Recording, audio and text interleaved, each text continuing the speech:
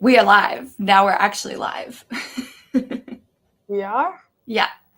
See, now you can see we have 0 viewers at the top. Where? I don't see Oh, you don't see it? anything. Okay. Yeah, Well, I I think see it. it's different. Okay. I see it. This is 0 viewers. Yay! But if anyone was there and they were commenting, we could see the comments. But they're not there and no one's commenting, so that's fine. And you asked me what's with the evil laugh. Have you ever heard Elon Musk laugh? Like when he's laughing? Have you heard him? He's like, I think so. he's like, ah. Is it that bad? It's so good. I watched. Did you see his where he's like he's on an interview with the BBC, but he actually ends up conducting the interview with the guy from BBC because the guy from BBC is just all over the place, and Elon Musk is like just reversing every single question he gets asked, and then he like laughs, but it's like an evil laugh, and he's like, it was making me laugh so hard, like. I jump on a bandwagon with Elon and then jump off and then jump on and then jump off. Like I'm like going beside the wagon all the time, like with one hand on it. And honestly, like that just it made my day just listening to him evil laugh while like playing with this guy. And one of the comments on the YouTube stream, because I think it was like a Twitter thing, but on I watched it on YouTube. And one of the comments was like, Elon's playing with his food.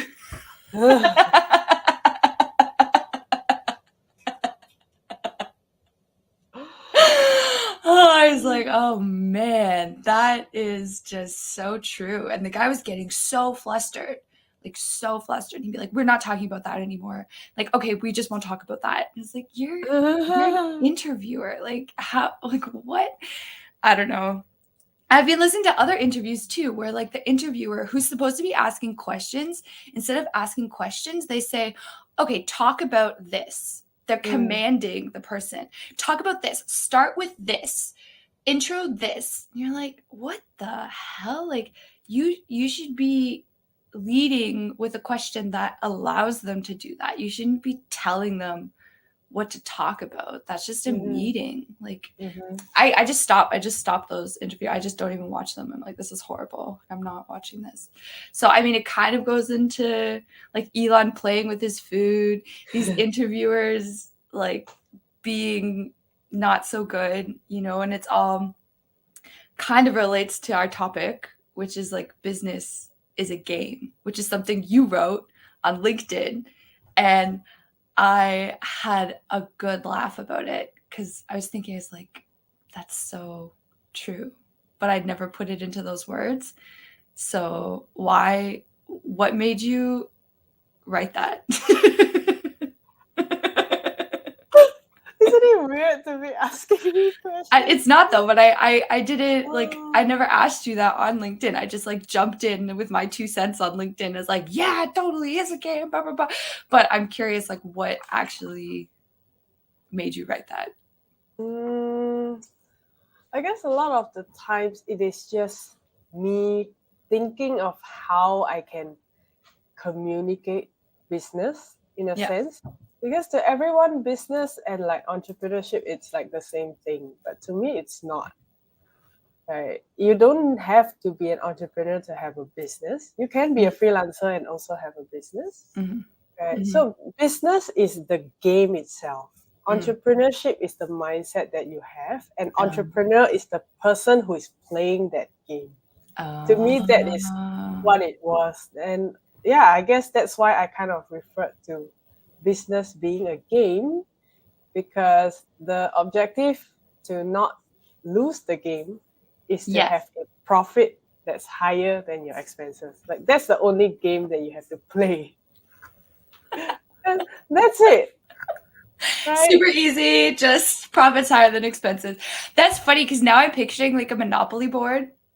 And like you know, when you get to choose your little character, there's like the character of like the entrepreneur, the character of like the freelancer, the little character of like the franchise owner, you know, because like they didn't like come up with the business strategy. They're just like buying into business. The character of like the co-founder, and then you like, or like the late addition or the CEO or whatever that is. Like you have all these little like those little metal things.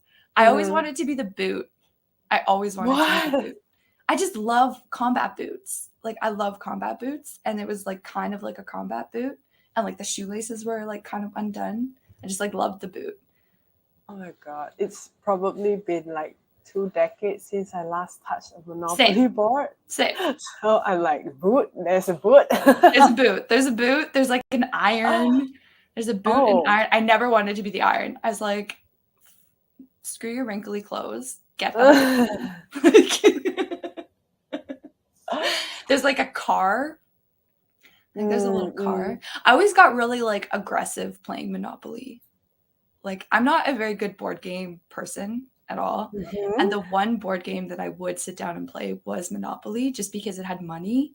And I thought that was like so sweet. But I would get like super aggressive with the banker. If I wasn't the banker, I would be like really on top of the banker. Like I remember going down to Washington, D.C. I'd never met these cousins before. Never. They were like second or third cousin. They were my third cousins. I'd never met them before. We all sat down to play Monopoly, and one of them became the banker, and he started cheating, and I lost my mind. Like we actually got into like a huge fight. Like I literally like jumped over the table and was like, "You're cheating!" Like, da, da, da, da. Like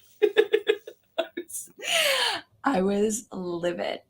And honestly, since then, I haven't really played board games. I usually fall asleep at the table if it's something where everyone has to like take their turn, and it's really like not something where everyone's playing at once, like a soccer game, or like, you know, it's the same with baseball. Like I just fall asleep. Like I'm not a very good turn taker person on a big team.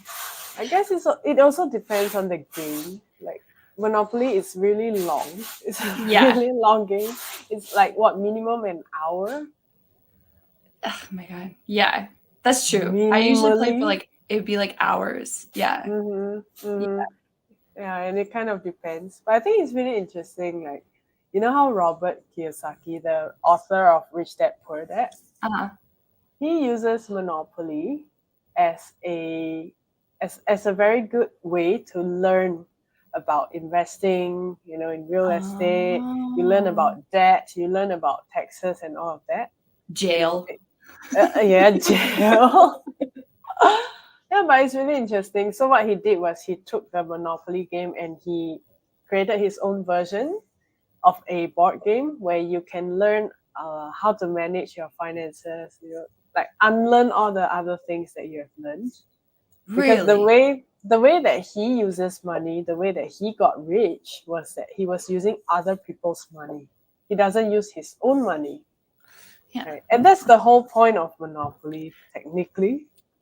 So it's just an example. Oh, I guess that you're using the bank's money the whole time. Something like that. Like you can ask for loans. You have you can have debt, but you can use that debt to put it into an asset, which is like a hotel or something, and then you will get rent out of it.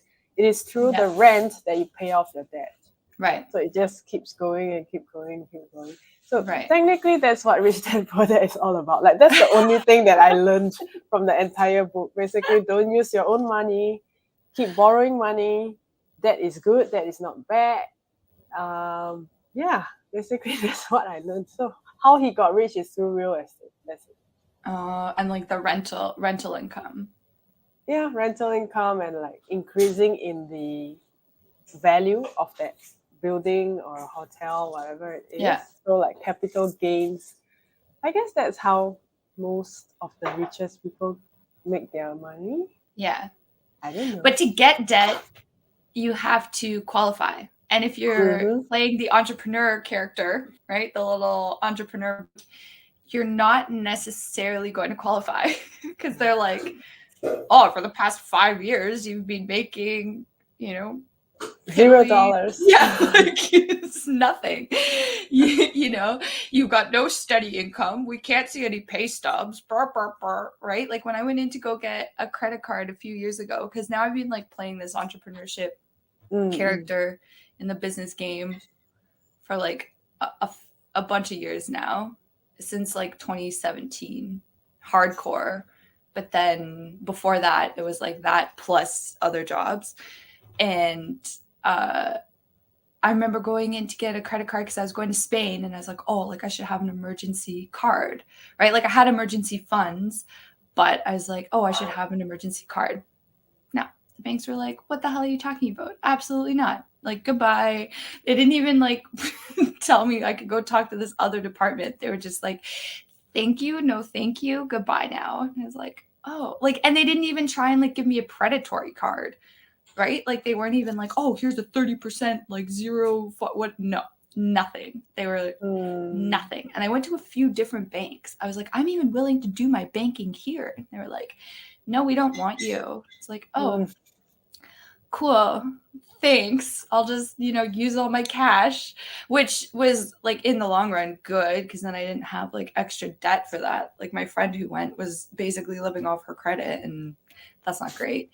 But it's interesting because like if he did that, then he didn't start off as an entrepreneur. He started off with a job, got money, borrowed money, made more money, and now is selling the dream of like entrepreneurship, but like he never technically lived that life, from just your story. I haven't actually read that book, but I've heard a lot about it. But like that's my interpretation from your story. It's like he's like selling this dream, but like to achieve what he's talking about, you can't be already living the dream, which isn't a dream, it's a nightmare. And that's why I was like, business is a game. Like, yeah, it is a game. And I'm glad I asked you because I wasn't sure. Because like to me, before you said that, entrepreneurship and business was synonymous, but you always have the tendency to like blow my mind wide open with your versions of definitions and things. And that makes a lot more sense, that business is the game and it's which character you choose to like play the game with. Technically, if you are an employee, you are still part of a business. It's just not yours. Yeah, exactly. You're just like a wheel or like a piston or something moving the machine. But that's how I've always thought about it, is as like a machine instead of a game. But then this morning I asked ChatGPT, is like, give me 30 potential interpretations of this statement. ChatGPT is like my best friend. I like literally, I love ChatGPT. All the AI, I'm totally into it. I'm like completely 100% into it. And I understand that there's like lots of negative things that are happening, and I should be like the most scared because it's about to take over all the service jobs that I do, writing, coaching, teaching, all the things that I do. It does really, really well, but I'm not scared at all. I'm embracing it head on. And I asked it. And so it gave me a few things. It was like, okay, well, there's competition. I was like, okay, yeah, that's a game. There's strategy. It's like, yeah, okay. There are rules, objectives. You have to be adaptable. You have to manage risk. There's teamwork. I guess sometimes there's teamwork depending on like how big your team is or who you're working with. Skill development, resource management, decision making, innovation. And this one, it was like businesses like game players must innovate to stay ahead of their competitors. It's like, okay, that's interesting. Timing, right? You've got to be strategic. Learning from mistakes. It keeps going. Like that's only 13 of them. It literally gave me 30. Persistence, tactical thinking. It's like, oh. Start positions. This one's interesting. Just as games have different starting positions, businesses begin with different resources and advantages. Oh. The wise ChatGPT. That's true. That's true. You always see those like founder stories where they're like, I started with $1,000, no shoes. Like no shoes. Why don't you have shoes? Yeah, exactly. out of $1,000, you can probably get like a $5 pair of flip flops or something. That's actually what the other day, I was like describing my business expenses out at a lunch, and someone's like, "Oh, you're bootstrapping it." I was like, "No, I'm wearing flip flops." Oh my There's no boots God. involved. I'm wearing flip flops. Like minimal. But yeah, but you always like hear that, or you hear the opposite side where it's like, oh yeah, my dad or this business partner or this financial institution gave me $1 million, or I raised $20 million. And then you're like, okay. But you know what? Like you're gonna know about this more than me, because I'm always curious. I'm like, okay, so like your business, you have an idea, you pitch it, right? Mm-hmm. And like you beat everyone else in the pitch competition, which I've done. I've done this before. I've killed the competition, which was great. Mm-hmm. Got that into the incubator, but I was just there to present. I wasn't actually part of the team. I was just there to present, and I was there to win. And so at the time, they weren't necessarily profitable. Like they were making money, but they weren't making tons of money. And I'm not really sure what their revenue versus expenses sheet looked like. So then they go into this incubator, and like the whole idea is that like once they're through it, they can go and raise additional funding, right? So then say I'm a company, my income is like a little less than my expenses. I get into this pitch thing, I've won it, so now I have like $2 million in funding or $20 million in funding. At what point am I actually conducting business? Because like that just seems like they're just giving you money for the hope that you're going to make more than $20 million and be able to pay them back. But like, if you're not making any money in the first place, how are you going to make the $20 million? And there's even like, there's tons of like, I don't really want to name them, I guess, because this is live, but like, there's a lot of different groups who are just raising money, but at the same time selling their product, but they keep having to go through funding options and different rounds, like whatever those rounds are called, A, B, C, seeding, I don't even know, whatever. At what point are you actually a business? Because none of them seem to actually be making money. They're all just like getting handouts. So like, how is that business? It's like growth, right? Like growth and like eventually scalability. But like, is that in your opinion, and you've been through this, like, is that business? Is that actually just what business is? Like you just like get handouts and like do whatever you want, like get a new office, like, and you're like, our profits aren't actually paying for any of this. Like, you know, Joe Schmo is. And you're like, wait, what? Oh, but that's such an interesting observation, because this is a topic that I only talked about this when I was midway through fundraising. Like that was when I started learning about other founders and like, oh, okay, so this is how they worked. But for my situation, it might be different, blah, blah, blah. So I realized that whatever you just mentioned was kind of the gray area of startups. It's not even business, like it's startups specifically. Okay. Because you are starting a company from scratch. Yeah. Right. Hence the term bootstrapping, when you want to build something up. But once you get, let's say, a pre-seed funding.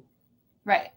So the funny term, this term is funny because it's called pre-seed, when technically it should have been starting with seed funding.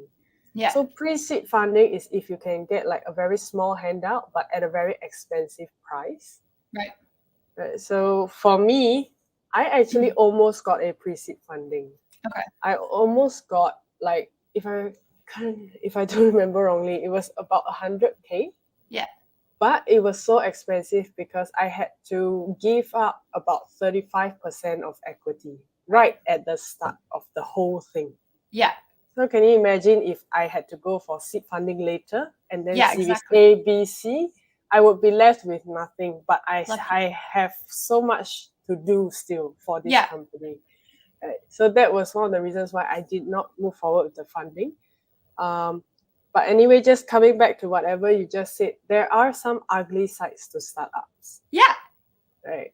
There are people who create companies, they build the whole thing up, they get the administration done, they get the pitch decks done, everything is fancy, it's, they're very good at presenting themselves, a lot of charisma and all of that. And then once they get the funding, they pay themselves a salary.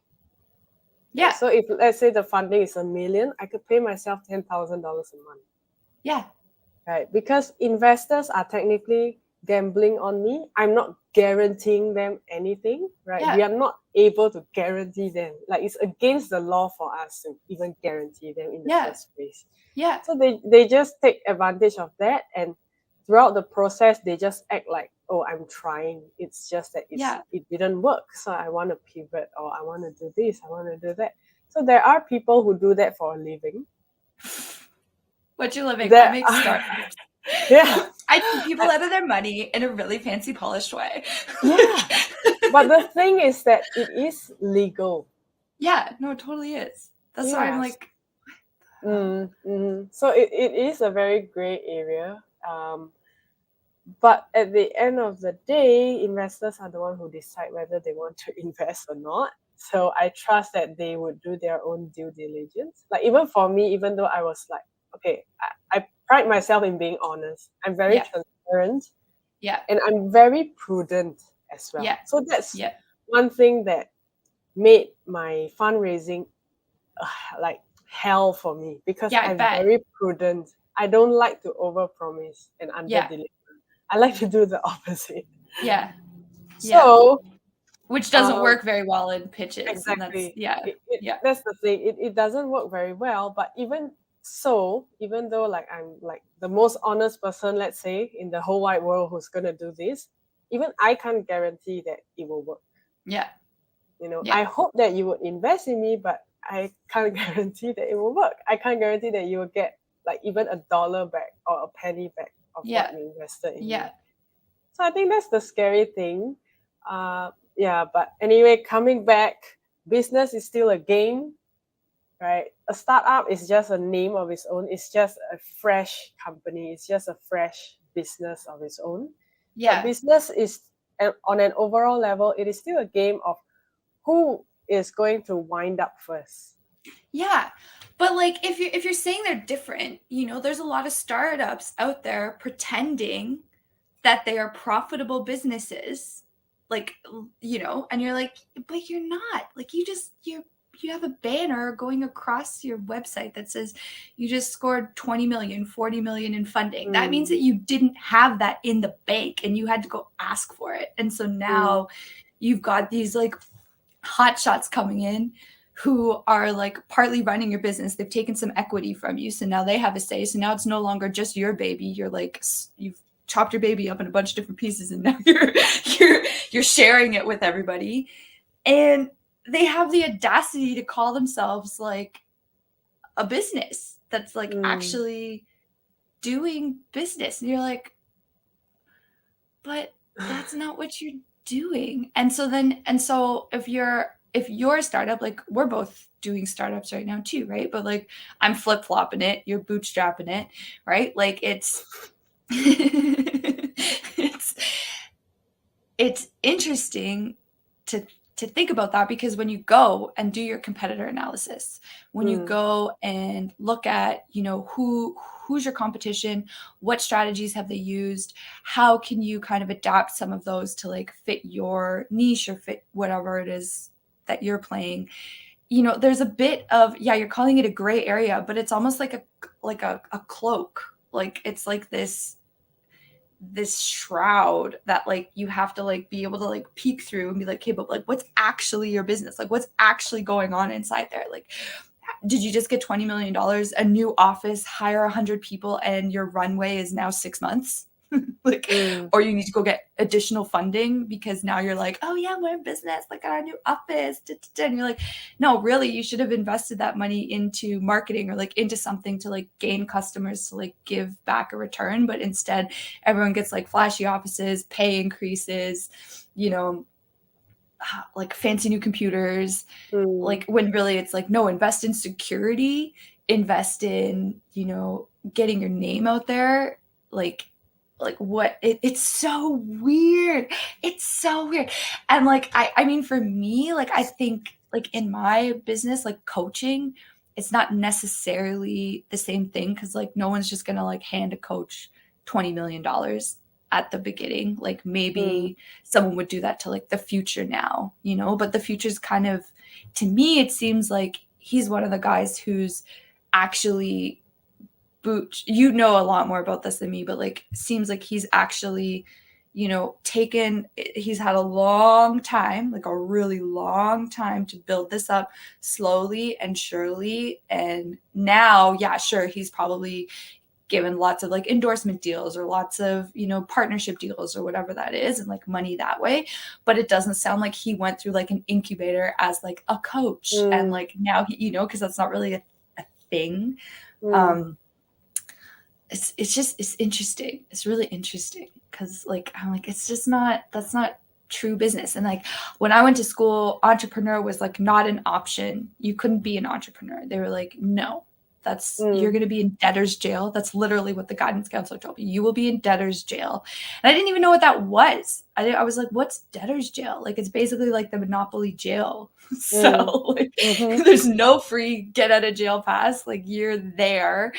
Because she's like, you're gonna need to borrow all this money and no one's gonna give it to you. And like, this is stupid. Mm. This is a stupid career path. And now you've got kids who are like, I'm gonna be an entrepreneur. And it's like, you know, you won't have dental or healthcare or like Yeah. a retirement plan or like any way to pay for like your kids' school, any way to pay for your school. Like you're probably going to be living at home for a long Mm. time. Like they Mm. have this like vision, and I think it's because someone's made the game look so appealing, you know? And Mhm. it's, I don't know. Like I always wanted to be like work for myself just because my parents did, and I was like, oh, this is so cool. But that was like, that was not acceptable when I was a kid. And Yeah. now, you know, living the harsh reality of what that means, I don't have dental, I don't have healthcare. Like you have to pay into these things. If I want to pay into like employment insurance, I have to, you know, take those deductibles out of my taxes and like pay into all these programs so that eventually when I'm older I can like reap some of those benefits. But like you have to make a lot of different choices Mm. as a business owner playing the entrepreneur piece, right? Like Mm. Mm. I'm sure there's other ways to do it. I'm not doing those ways though, so I have no idea what they're all about. Playing my boot my boot piece. Oh, but it's so interesting how you like put the two types of businesses side by side. Yeah. Um, so from what I understand, a startup is a little bit more offline. Like it can be a tech startup, like that's Mhm. fine. But for us, we are service based. So Yeah. if you were to compare entrepreneurship like in 2023 versus when we were younger, like early 2000s, at that Yeah. time, the internet wasn't really like what it was today. Oh my god, no. Dial up, So, baby. yeah, so oh my god, the music just played in my head. It's like, Yeah. Like, oh yeah, oh my god, internet. we are so exposing our age, It's but fine. It's fine. And you're even younger than me. So like I remember it even before that when like wingdings were cool. It's like what's that? exactly. Okay, wingdings. What the hell is wingding? It's Is like it like it was like a chicken wings? Microsoft tool. So like on Microsoft Word documents, you could like there was It's this like called paperclip wingding. who helped you do things, and he was like something the paperclip. And then Uh-huh. for images, because like images are like heavy, they're like images are fat basically, right? And so like on old computers you couldn't have all these like fancy images and graphics and whatever. Mm. So wingdings were these like monochromatic, they were like, or I guess it's dichromatic. So it's like black and white, and but really just like a black image of something. So it'd be like someone running, but it's like a black outline of like someone running, or like fast like zoom things, and it would be like lightning, or like I would browse the wingdings for hours as a kid because I was like, these are so cool. It's like basically the equivalent to like emojis now. But Mm, emojis are like 1,000 times more expressive and better. And I remember when they got rid of wingdings, I was devastated. never seen it. Like,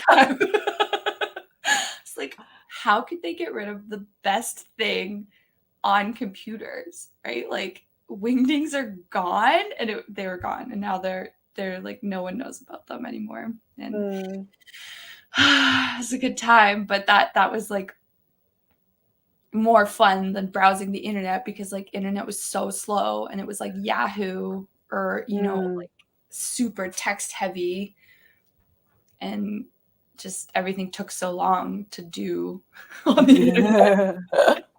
Whereas now it's like super fast. Like we're broadcasting, we have images, we have a background, like I have another screen open. Like I Yeah. could also be making a phone call right now. Oh, it's You so had to like really funny. plan it. And I'm on my own computer. Like the rest of my family all have their own computers. I technically have 3 computers in front of me right now. Whereas before it was like the family had one computer One in a computer. room somewhere, and you had to like fight your siblings to like get on Yeah. it. Yeah. And like no one's gonna make a phone call. Yeah. Yeah. No one can talk to anybody. No one can talk to anyone. So call them right now. Call them. Make I'm it gonna quick. connect. I need to send an email in the next 30 minutes. Oh, Yeah. it's so And like I funny. remember even because like my dad was like really big into tech. He's always been into tech. He's always been a tech sales guy. It's worked for Mm-hmm, like really big companies.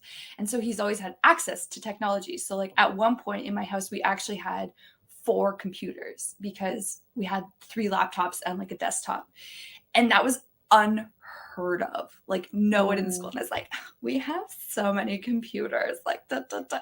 And when I was 10, so in grade 5, we had to give this presentation, right? And it was like a presentation about a recent trip or something like that. And I'd just gone down to the Dominican Republic and Haiti for like a missionary trip with my mom. I was 10. And I wanted to like show that. And so I was going to go get all my photos that I took with like a photo camera, like Mm, not a digital camera, like just like a disposable camera. right. I got them all printed. And all I wanted to do was put those photos on a Bristol board and show up to school with like my Bristol board presentation, like everybody else in the class. And my dad Mm. was like, oh, hell no. There's no Bristol board and glue happening in this house. Like, that's not a skill. You're never going to use that. You're going to do a PowerPoint presentation. 10-year-old Wow. Hillary was like, a PowerPoint? Like, what is this technology you speak of? So I told my teacher, I was like, listen, I'm going to be doing a PowerPoint presentation. And she was like, what? I was like, yes, it's technology. It uses a computer. Do you have an HDMI? Or like, it wasn't an HDMI cable. It was like A some old school, VGA or yeah, like something. thick ass cable with like all these like plugs and pins. If Yeah. one pin was bent, like you were screwed. I was like, do you have one of these cables and an LCD projector? And they were like, no. Because they just had the projectors that were like the light shining on the glass that then Yeah. reflected onto the screen. And she's like, I was like, that's insufficient for my needs. Like, don't worry, I'll bring the technology. I'll bring it.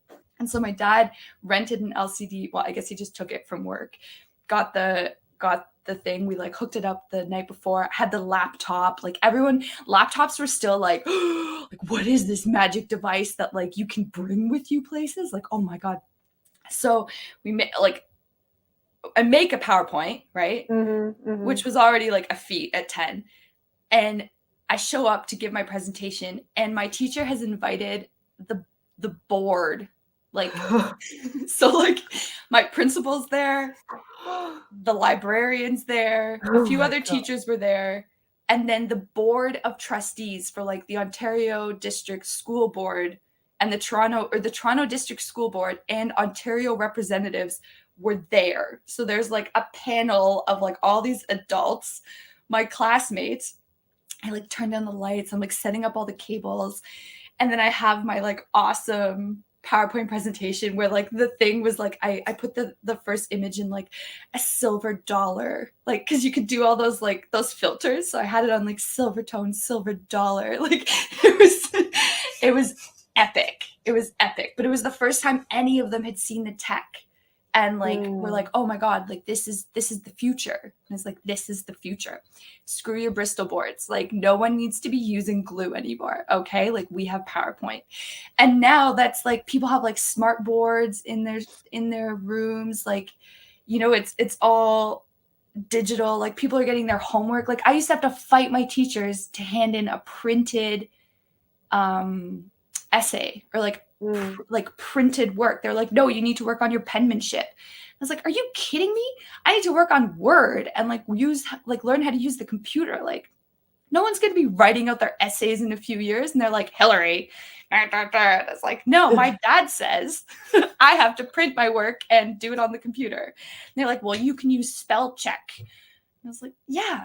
Like, that's the same thing as a dictionary. Are you kidding me? Like, that's stupid. Your excuses are stupid. Here's my printed work. Deal with it. You know, and then eventually there was the transition where you could no longer hand in work that you'd written. It had to be printed, right? But it was like a long time before that was a thing. And now you've got kids who barely know how to write because all they use is like texting. And it's so interesting. So like, yeah, like we're service-based.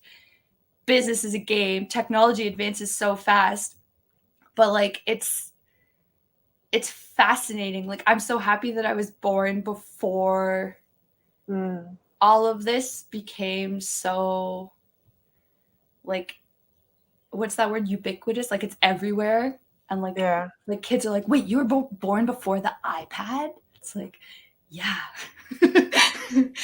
I'm a survivor. Like, I was born before the iPhone, not just the iPad, the iPod.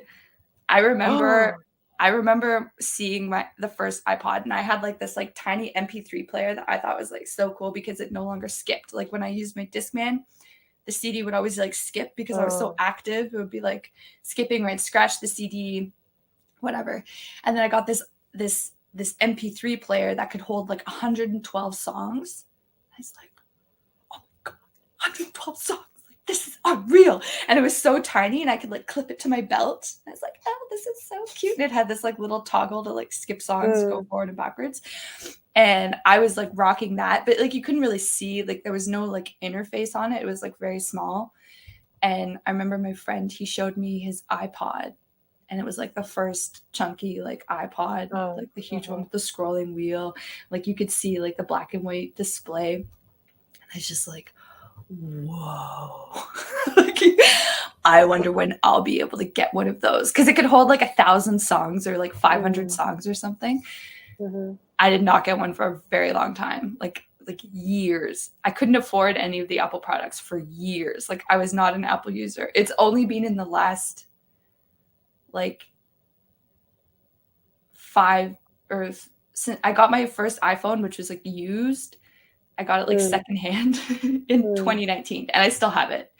And then in 2020, I got my iPad. Or I think I got my iPad first. I got my iPad in 2019, and then I got the phone. Yeah, that's what happened.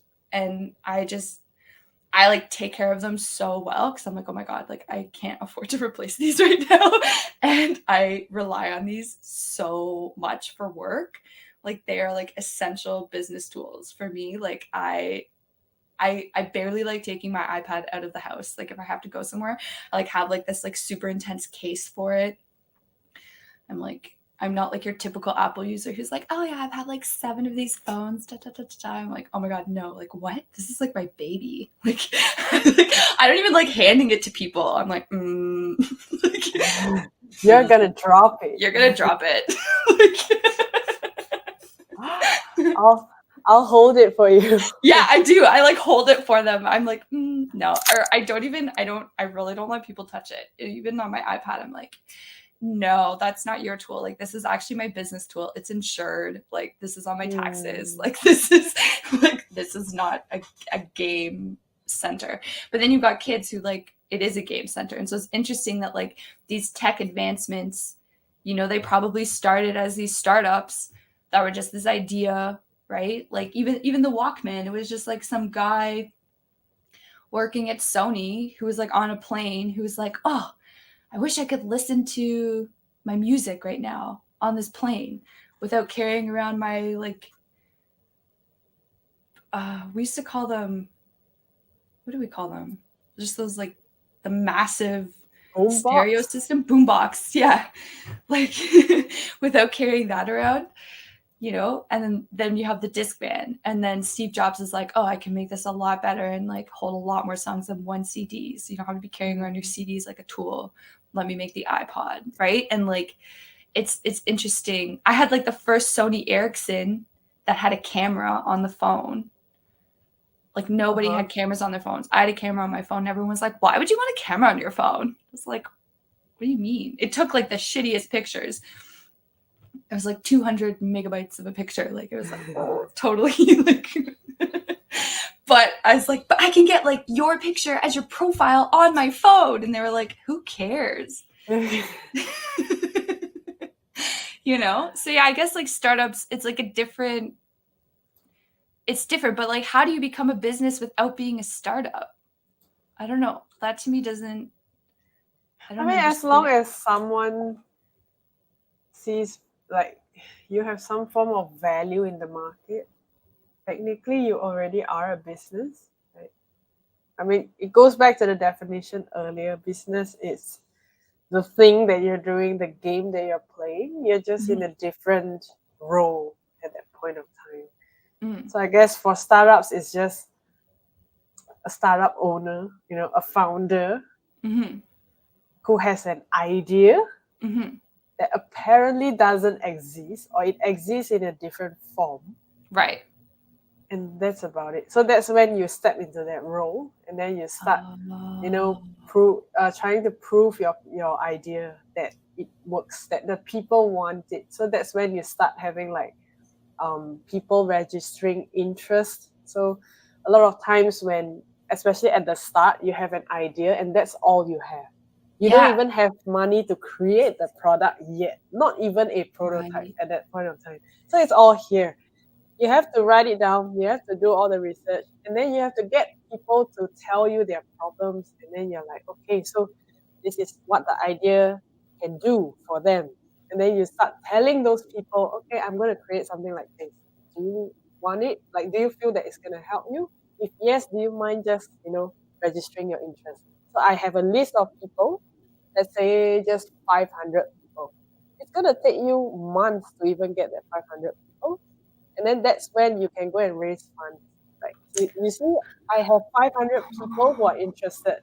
I just need your help so that I can go and build this thing out. That's it. So that's the very start.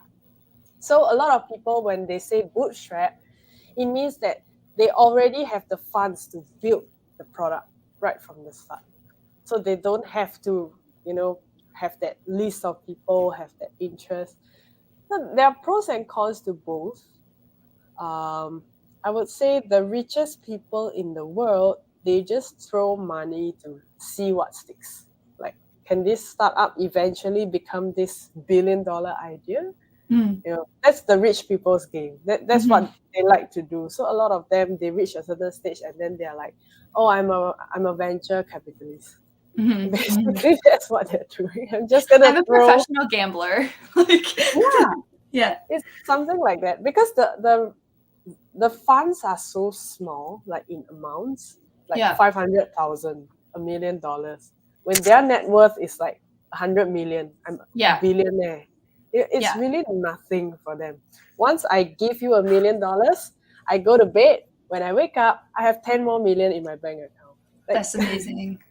So that's how it works for them. But the smaller scale exists as well, where you're trying to raise funds for, let's say, 10K.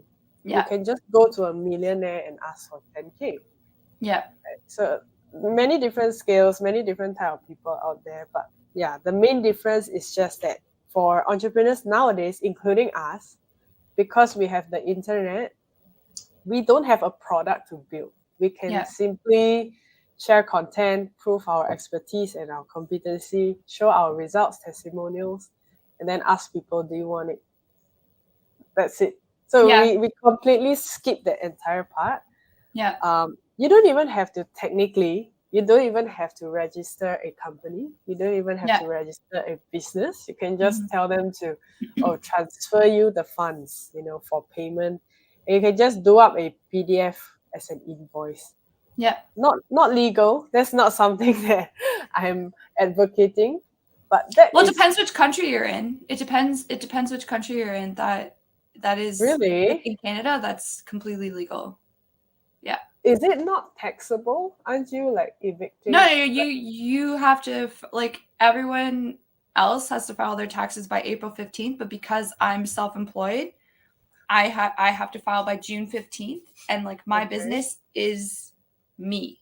So like Mm, it's not like in the States it's different, and like because of their culture of like suing everybody and having all that stuff, mm, that would not be ideal in the States, but in Canada that's not really how things go. And it's only mm, recently that I got my business number and insurance for my business because I was like hosting events, and I was like, okay, if someone gets injured at the event that uh, I'm like hosting, I do yeah. not want to be liable for that. I want Mm, insurance. mm, And so I got insurance. And now that I have that, next year I'll be able to actually start seeking out funding from like different bodies who fund different things in Canada, like especially for like educational content, which is like what I do. But that is not required mm, mm. as someone who's self-employed in Canada at Okay. all. Do You you don't have even have to to have a separate account. register? Do you have to register as a self-employed? Do you have to declare that you're self-employed? Yeah, but you just do that like on your taxes, and like you have to be filing your taxes. So Mm. if you don't So file I your guess, taxes, you're screwed. You could probably go a yeah, few years without doing that, and then they're gonna come yeah, on to yeah, you and be yeah. like, So, "Hey, so that's the thing. Like that, it's so easy to make money yeah, that you don't necessarily have to like intentionally be like, okay, I want to start a business. You don't yeah, even have to do that. Like there are so yeah, many times, especially as a teenager, for me, I made money using the internet, but it wasn't like necessarily intentional, huh?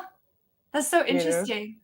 Yeah, So that's a very weird thing. So yeah, at the end of the day, business is still a game. It still feels like a game to me. yeah, It's just, can you survive?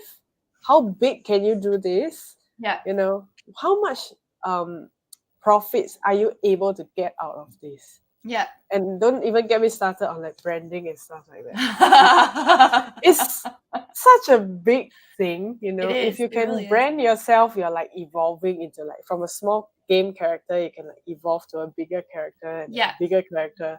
yeah, So a lot of ways to play this game. But yeah, the most important part is just not to lose the game and go back to being a plant in the game, or yeah, the bad guy in the game where you have yeah, to follow the boss's orders and all of those things. yeah. So yeah, it's just one big video game, I guess. It's so funny that you could make money on the internet as a teenager because that was not an option for me, really. Like, unless if I was like super tech, like I could make websites, but like coding everything by hand, and Is that it was not our me. age difference? Yeah, I think it's like 7 years. I'm 34, so I think I'm I'm older than you. 28. 28. Okay, so six. But like I in high school, I was more like I had like a dog walking business when I was like super young. So like I'd Also walk offline stuff. all offline stuff, all Yeah, yeah. offline hustles. Like I would like How walk old all was high school? What what? age was high school? High school, I was 14, 15, 16, 17 in high school. Mm, mm, And I graduated in 2006. So okay. like Facebook basically just became a thing as I was Mm, graduating into mm, university. right? And Mm. so it wasn't until like university that like social media was like really Mm. becoming a thing, because before that it was like some weird messenger apps that everyone would be on, but like it wasn't like you could go and like post stuff for like, yeah, I'm sure people had like MySpace or whatever, but I don't even think I had one of those. Like I I really wasn't on, like the only time I really used messengers apps was because, not apps, they weren't even called apps, they're just like messenger systems or whatever, Mm. was when I was like on exchanges. So like I went to France twice when I was young, like once in grade 8 and once in grade 11. And so I was gone for like a long time. And actually in grade 8, that didn't exist. There was nothing. I couldn't talk to my family. I sent them like a postcard. Like that was it. I think I had one calling Mm. card. I called them once the whole trip. I was like, I'm having a great time. I don't want to come back. Bye. Like a 5-second phone call. Like my grandma like sent me with like a calling card that I had to like dial like all these different Mm. numbers. That was grade 8. And then when I was in grade 11, the family had set me up with like a laptop and Skype, and they got me like a Skype account so I could like Skype with everybody and like message my teachers and stuff. Oh my God. And that's like the only time I really started like Mm. using those programs. So everything I did, like I was like a serial babysitter. Like I had babysitting jobs like Monday through Saturday, like Mm. all different clients, and they were regulars. And on the weekend I worked for a bartender. So like she was gone till like early hours in the morning. So I just like make tons of cash. Like I was doing brand ambassadors since I was like Mm. 15. I've been a brand ambassador, and it was like for tech. Like a lot of the companies were for tech. And so it was like before, it was like when BlackBerry was like a big deal, right? So it's like Mm. BlackBerry. Oh, Mhm. you have like a QWERTY keyboard on your phone. Like think of how fast you can send those emails. Like you can send emails from your phone. And people were like, ah! And then when the touch screens came out and there was like no longer keyboards, everyone was like, what the hell is this crap? Like, like I don't want that. Like I don't want some computer in my pocket. And I was like, you do. And like they didn't even know what Wi-Fi was. Mm. Like it, like that's how early in the game I started like promoting tech stuff. So like it wasn't really an option. Like you couldn't just like be like, oh, like I started this website. We all had to learn how to do that in school, but like the websites were like so lame. Janky. Yeah, it was like, okay, like great. And that it didn't appeal to me at all. Like I was way more into Mm. sports, way more into languages, way more into just like being out in the world, not behind a computer at all. And like I didn't even want to be behind a computer even when I had like an accessories business where I was like selling rings and bags and clothes and stuff. I Mm. had no desire to be doing my website and my products and like selling, but I was selling through Facebook, and people would just like message me. I'd like post a picture and they'd be like, oh, cool. Can I have that? I'd be like, yeah, $30. And I just like mail it to them. Right. Mm. And like so they were like really low tech versions. And it wasn't until I like broke my leg and then couldn't be active anymore for like a long period of time that I was like, okay, I have to get serious about this stupid computer stuff and not be so against it. Like even when I moved to Spain, I had like the tiniest laptop. It was literally one of those like stupid little tiny laptops that like the keyboard's like this big, the laptop's like this big. I had two because I had one as a backup because I break everything. Mm. And I was like hotspotting Wi-Fi from my phone. This was in 2018. Hotspotting Wi-Fi from my phone to my tiny little laptop doing like data entry. And that's the computer and Wi-Fi that I had at my house. 2018, like living in the 90s. And my friend was like, you need to like get a better laptop and like Yeah. get I on mean, the it internet. was. He's like, you could be making so much more money if you like Yeah. were on the internet. And I was like, really? Tell me more. So I'm like way late to the game because Mm. I was just like, I had zero interest in it. It made me sick. I was just like, ugh, this, like, I want to be active. Like, I don't want to be behind this stupid computer. And now that I have like an awesome keyboard, I really like my mouse. I really like my monitor. I like my technology, like this other, now that I've gotten tech that actually like works for me and like set up my tool set to play the game, to actually play the game, now I'm like, oh, I'm in. And like, it was just the other day that I finally came up with, after all of our meetings and your awesome coaching, I finally came up with like a content flow, like a content strategy flow of like, okay, so I start here, and then this can become this, and then that can become that, and then that's going to be this, and this is going to go here, like the funnel, but like it was like a content flow funnel. I finally came up with it, and I was like, and I could like breathe easy.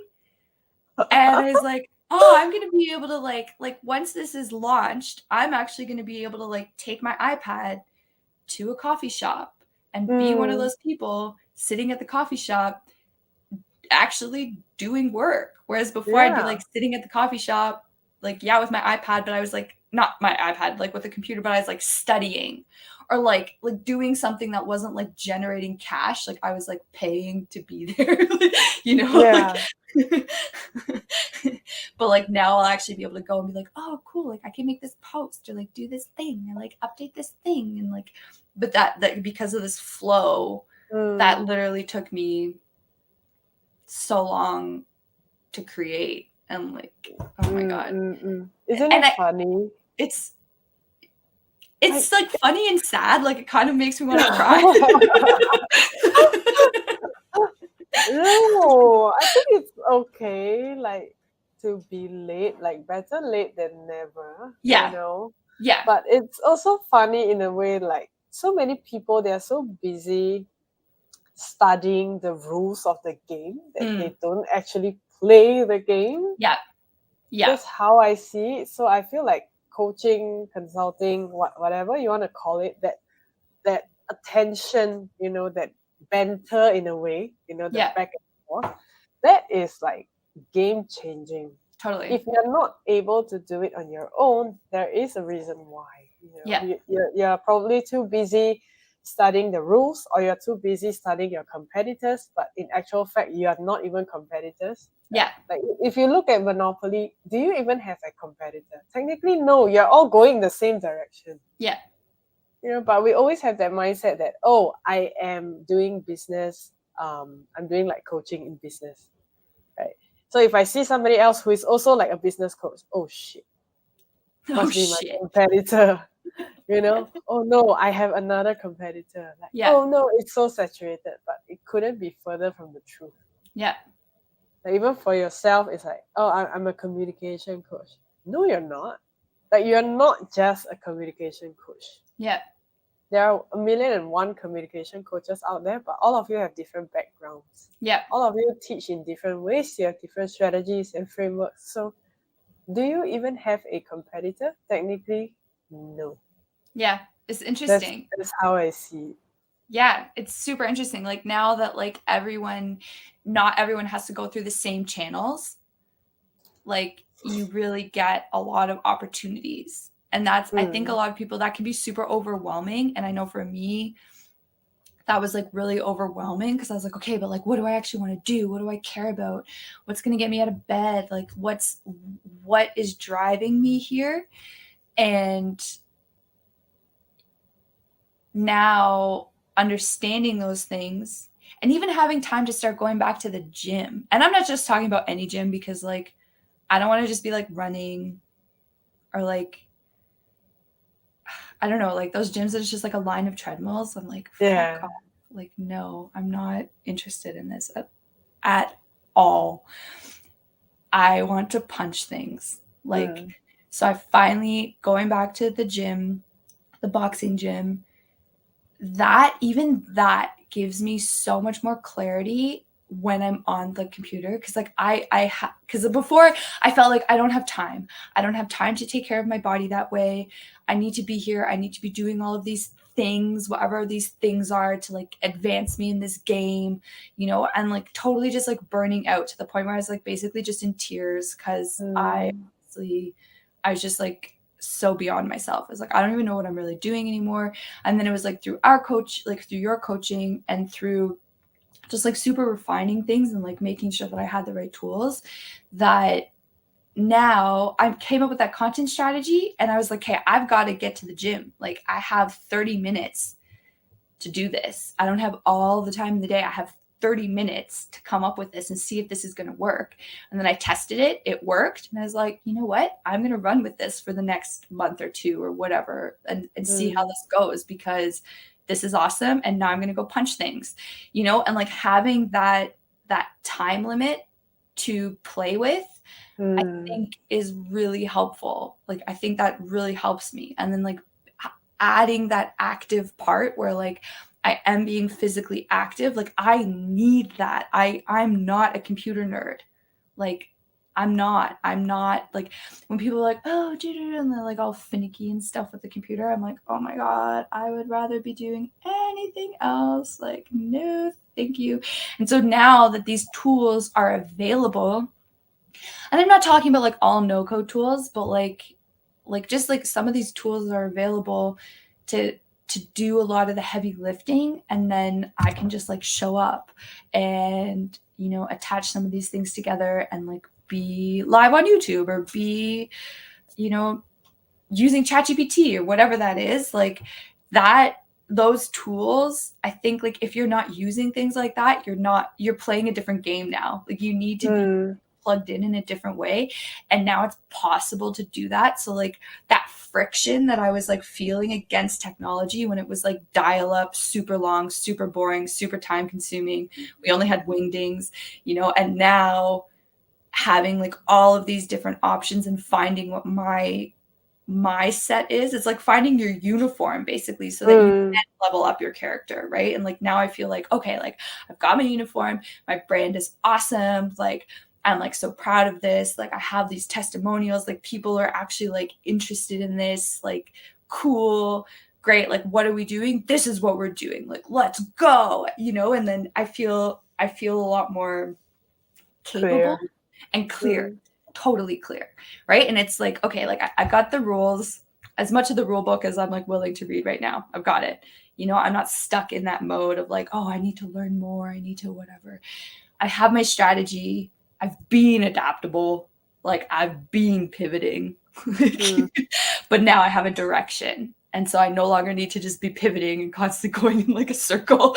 I can like run, And, like, I feel like now it's like at the point where I go back to basketball because I used to play basketball. So like if I think of a game, I think of basketball. And I was like the layup queen. Like I couldn't shoot from very far away. Don't ask me to shoot. I couldn't really see. I needed glasses, but I didn't like wearing them on the court. So like I couldn't really like get the ball in from anywhere but a layup. And if I was going and charging for the net, I would get a layup. Like I would beat you to the net and I would get the layup basically all the time. And either side, I could do either side. Like I was ambidextrous. Like don't give me the ball. Like I will charge the net and do a layup. And I feel like right now that's what I have. Like I'm no longer like standing there like frantically like what do? I like have a ball and I'm charging the net and I'm about to do a layup. And that's kind of like if I'm to put it in like a game mentality, sure, I'm not like a startup that's like creating some like new awesome tech thing, but I am a small business that will change the game for a bunch of UX designers who need to learn how to communicate better and are missing this like fundamental education piece that they're not getting at university, they're not getting in their boot camps, they're not getting at work, and they're not able to give it to themselves. Like they need me, and this is where I fit in, and I've proven that already, right? So like, and I have a list of registered people that have already signed up to like understand what I do more of, so I think it's cool that now we can kind of skip a lot of those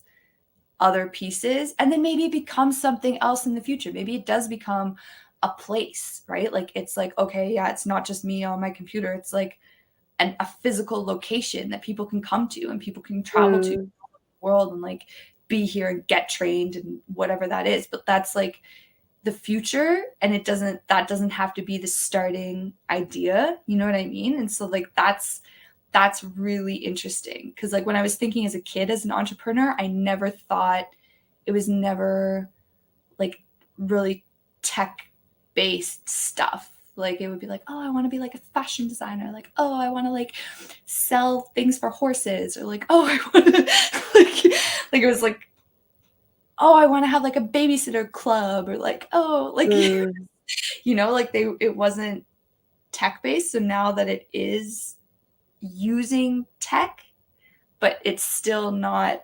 tech-based, it's so weird. Like, yeah, I don't know. That was a huge rant, but like it's interesting. It is interesting. It is funny. I'm glad to like be part of it now.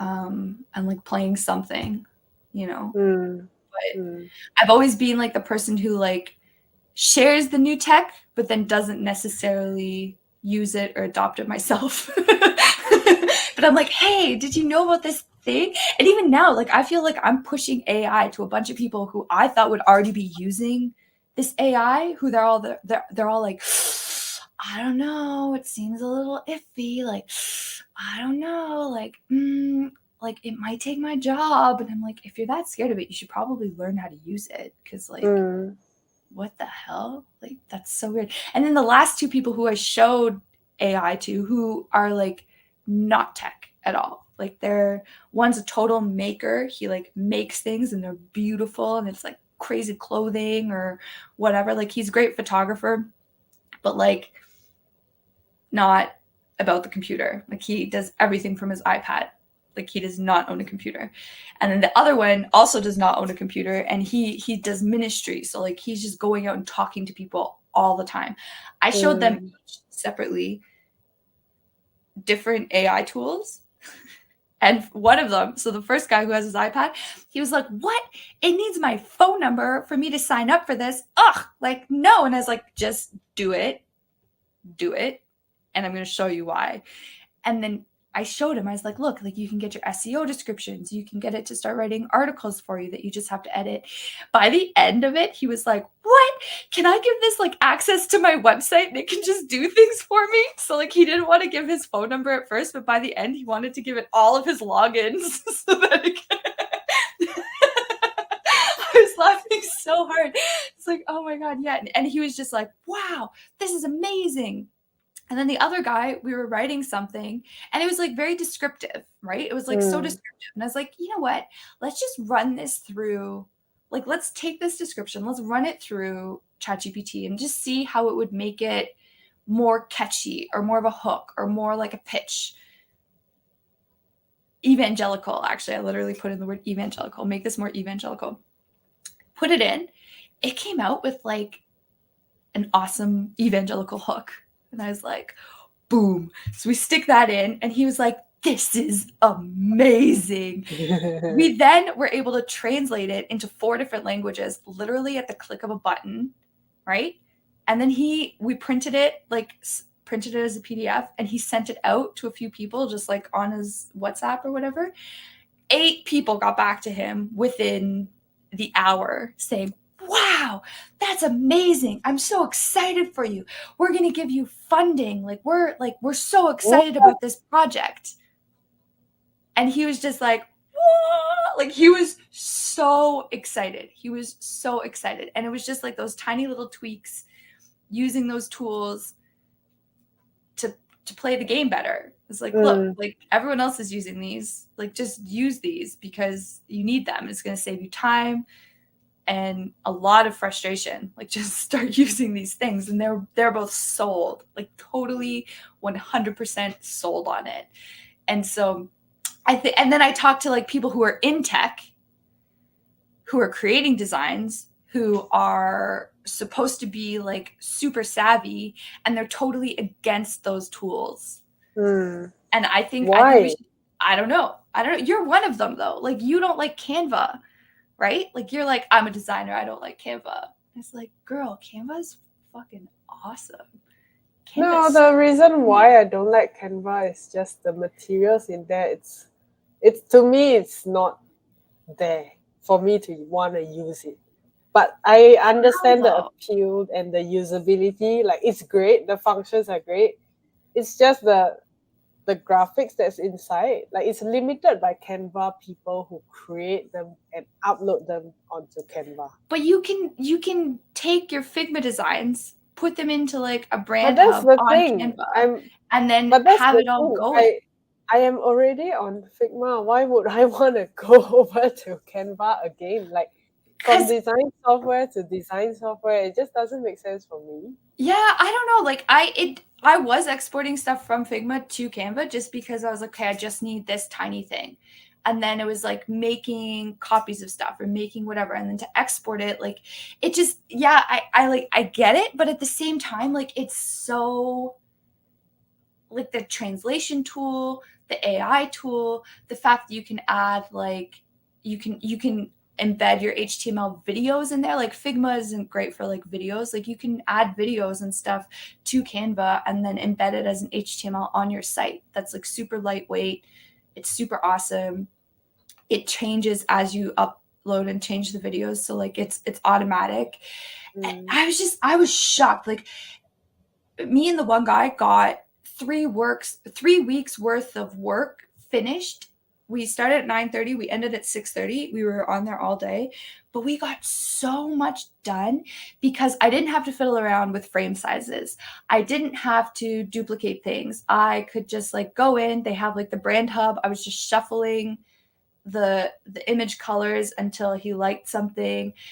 Everything was customizable, so even if we took one of their like crappy designs, whatever, everything about it was customizable, and it was like a drag and drop. So like it's like the additive versus subtractive design. And like in jewelry, that was like a big thing where like if you are doing additive design, it's actually really hard to do. So that's Figma, right? You start with a blank canvas.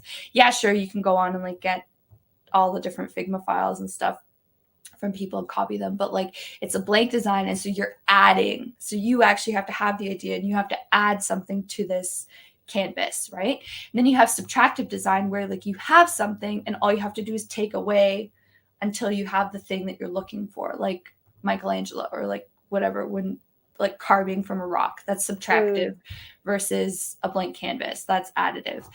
And like for me, so actually for like anybody, it's very difficult to do additive design, which is what you're talking about. So like you have like a clear vision of what you want before you start, and then that's why Figma makes sense. But if you're like talking with someone who has no idea what they technically want, but they know that they need a PDF, they know that they need a pitch deck, they know that they need 7 different types of files, like you don't have time to sit there coming up with like tons of mock-ups and tons of whatever. Like maybe people do, but like no one's going to start paying people for that in the future. Like you can show them, okay, like look, here are some different options. Which of these 14 files like stands out to you? And then they pick 3 and you're like, okay, well, let's try these 3. And then like you start changing the colors around, and it's all like button clicks. Like it's not actually like moving, manipulating pieces. You're like, oh, you want an arrow? Sure, let's find you an arrow that like points down to something, or like let's animate this piece. Like to me, it was just, I was shocked how much work we got done. And like say I tried to do that on PowerPoint, we would have gotten a third of what we needed done finished. And it wouldn't have been translated into the multiple languages. It was literally a button click, like a magic button that said translate, and then you could pick any language. It's like, what? And it actually translated well, like because both of us speak the languages, and we're like, whoa, this is fantastic, So it's interesting that like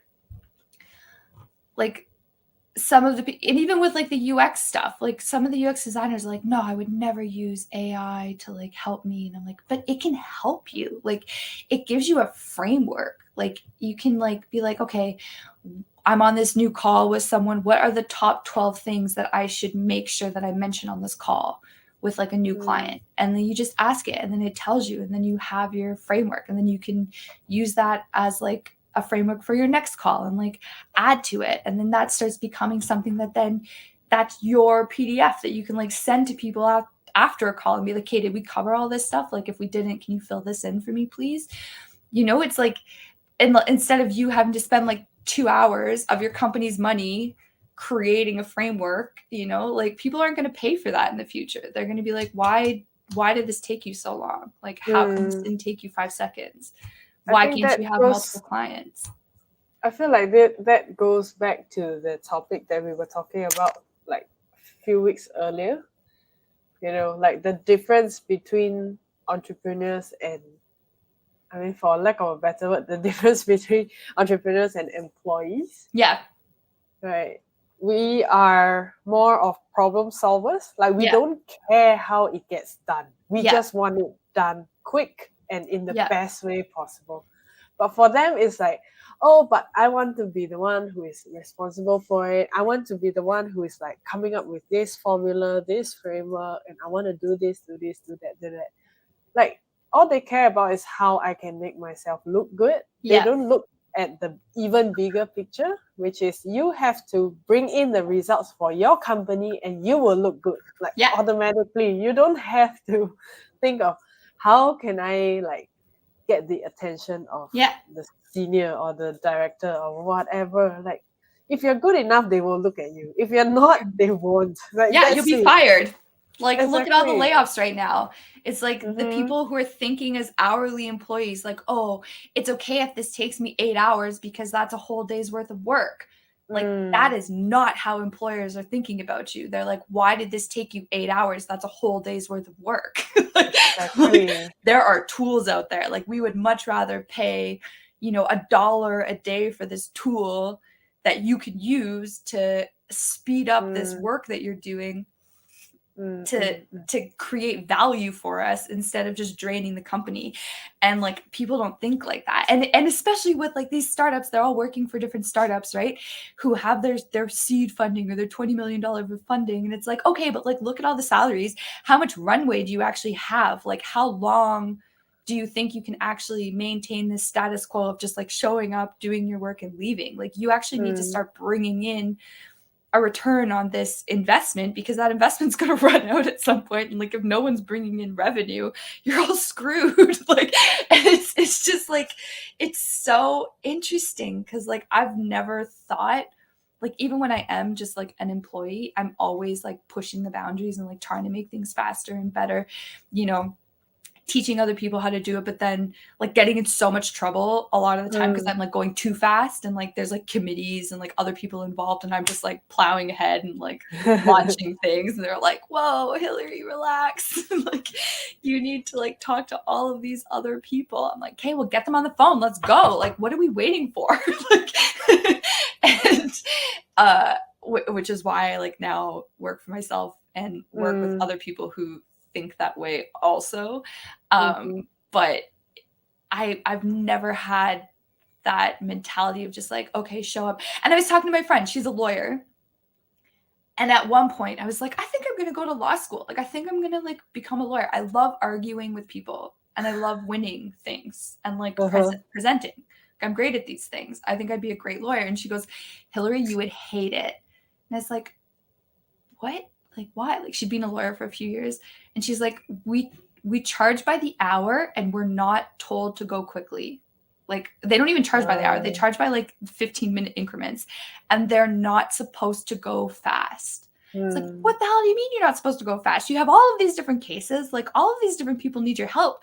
And like, you're just like sitting there taking your time. She's like, yes, that's what lawyers do. Like, we move slowly, methodically, like re- with repetition. Like we work long days because we make sure it takes as long as possible. I was like, I would hate that.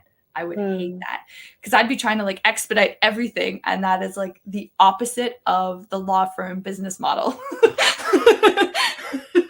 She's like, don't even bother. It's like, oh wow, that is so fascinating. Like I never mm. would have thought that, but it's like ingrained in their mentality. Like go slow, be methodical, take a long time to do this. I would be the worst. I would be the most broke lawyer ever. Like,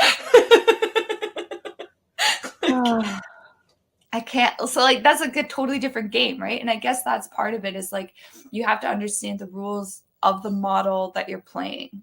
mm, mm, If it's the startup game, sure. If it's like the franchise game, sure. If it's the service game, sure. But like you have to understand how that works and how you fit in, what your uniform is, who your character is, like what those rules are, and then how to level up, because that's the ultimate goal of any game, is to like beat it and level up, right? So it's so fascinating. That's so fascinating. I can't believe we talked for an hour and 20 minutes on one LinkedIn post. You literally wrote one post. Business is a game. And look at us now. But it's so interesting because it can go in so many different directions. Yeah, but I think like the strongest thing that popped out to me based on what you just said was on the concept of selling your time. Yeah. And I hate it. I hate it when people want to charge me based on my time. Like, oh, it took you half an hour to do this, and like you're charging $1,500 for it. I'm like, yeah, it took me like 5 years to get it down to half an hour. Do you know when I first started out, it took me 5 days? Yeah. You know, you're supposed to pay me for that 5 years worth of expertise that I'm passing on to you right now. Like, yeah, so I feel like there's only one way if you really want to like give value to someone, you know, which is to start your own business, start your own thing. That's the only way that you can truly give value. Unless you want to give your time, which FYI, time is more expensive than money. Yeah. Why do you want to give your time when you can never get back any more time, but you can always earn more money? Yeah. So yeah, I feel like the biggest problem that I see right now is mindset. It has always been mindset. It's always that desire to earn more money. Oh, because I need to survive. I'm like, you are not in a developing country, right? That's the harsh truth. You are not in a developing country. You are already surviving. Yeah. You know, so stop lying to yourself that your greed for money is for your survival. It is not. Yeah. We all know that once you have a ton of money, you're just gonna spend it somewhere on something to impress people that you don't care about. We all know that's what's gonna happen. You know, and it gets me so frustrated because people feel like, I always feel like it's very, they always feel like, oh, it's very honorable of them to like, oh, I'm here to make money, you know, I'm gonna retire my parents and blah blah blah. Like, how many percent of that is true? Yeah. You know, I don't trust 9 out of 10 of those people who tell me that, oh, I want to retire my parents. If you want to retire, then they would have been retired by now. You would have still be working at 9 to 5 and like giving them half of your salary and all of that. I know people who are actually doing that, you know. So don't use your family or your spouse, your children as an excuse for jumping into this entrepreneurship thing. Yeah. When we all know that it's not true. You're It's not not true. going into this game, you know, for a bigger purpose. Yeah. It's not. You're just lying to yourself. Like, that's what people tell you you're supposed to say. Yeah. Right? It is like a taboo to say that, oh, I want money. I would respect someone like 100 times more if they just flat out told me that I don't give a damn about my parents. To be very honest, I don't give a damn about them. I don't have a spouse right now, and I don't plan on having children. What I do want is that G-Wagon and a private island. I would rather they tell me the truth. Then I'm like, okay, at least we know what is your ultimate goal. Yeah. Right.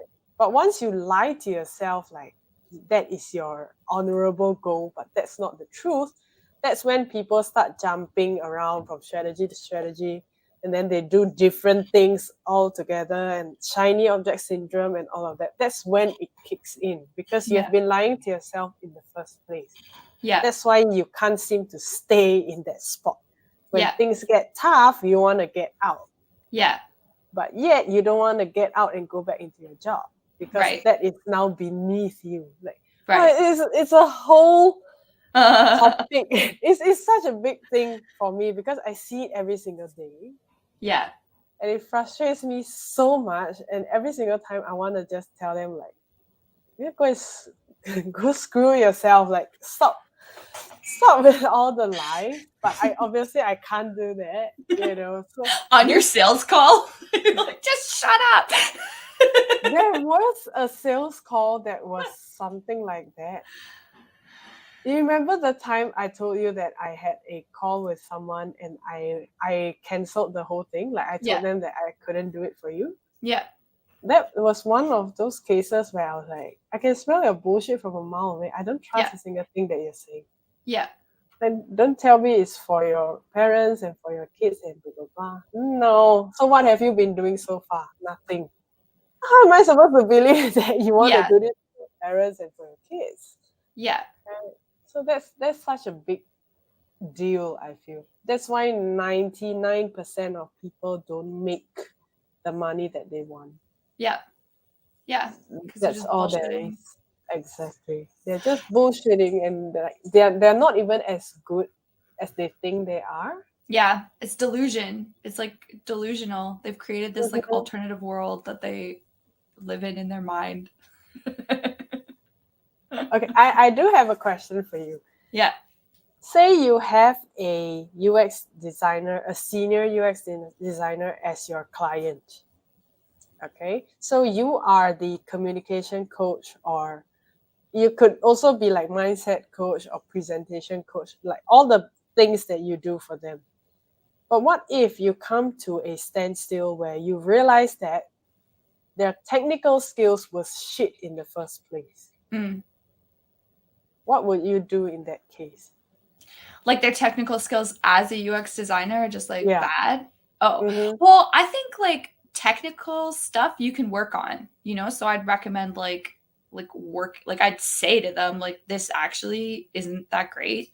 You need to up these skills. Here are 1,000 resources that are free online that you can take. You're going to be accountable to me, and you're going to do 5 hours of work every week upping these skills.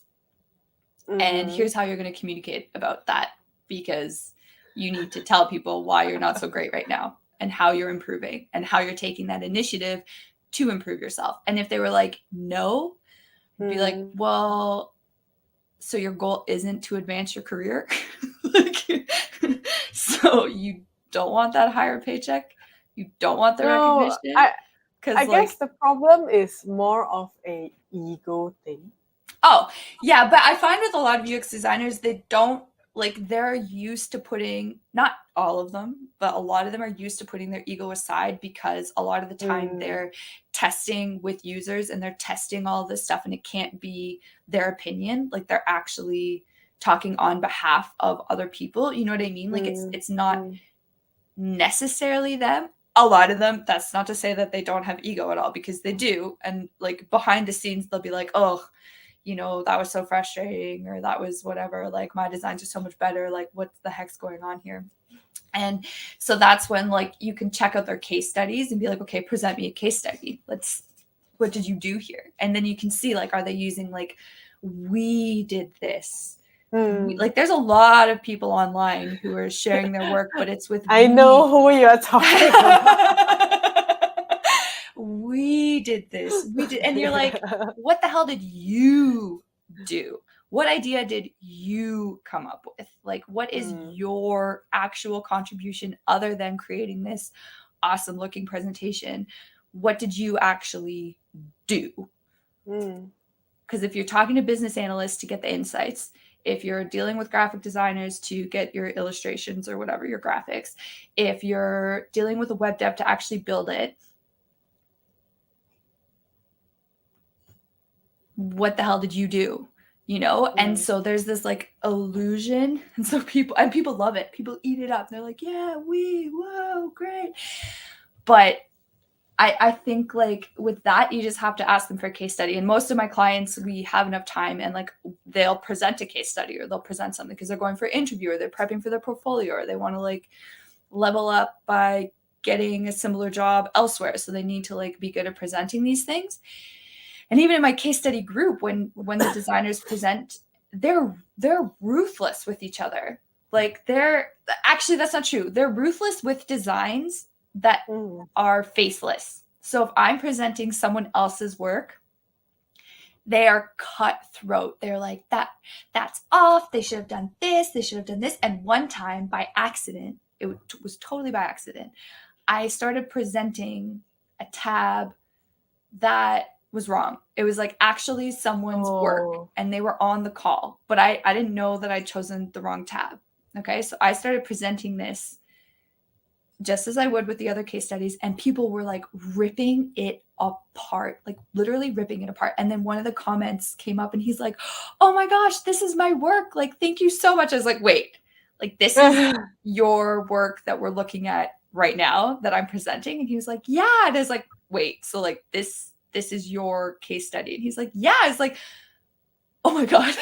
Like, everybody in the comments started apologizing, started taking back their sentences. They were like, "Oh, I didn't mean it like this. I meant it like this." All of them started backtracking. Like, "Oh, like when I said this horrible thing, I really meant this thing that's actually like a positive comment."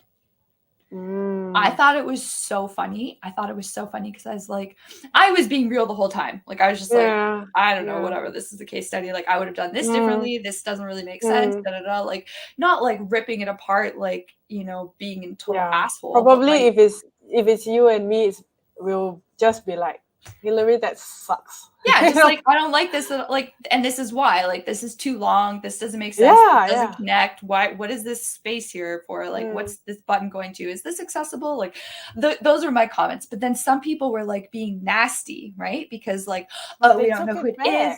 I have this like ego about this thing. They were being nasty. And then when the guy actually shows up, brave soul that he is, being like, "Oh, this is my work," everyone took it back. Like the retract said, like the sentences and I'm presenting live.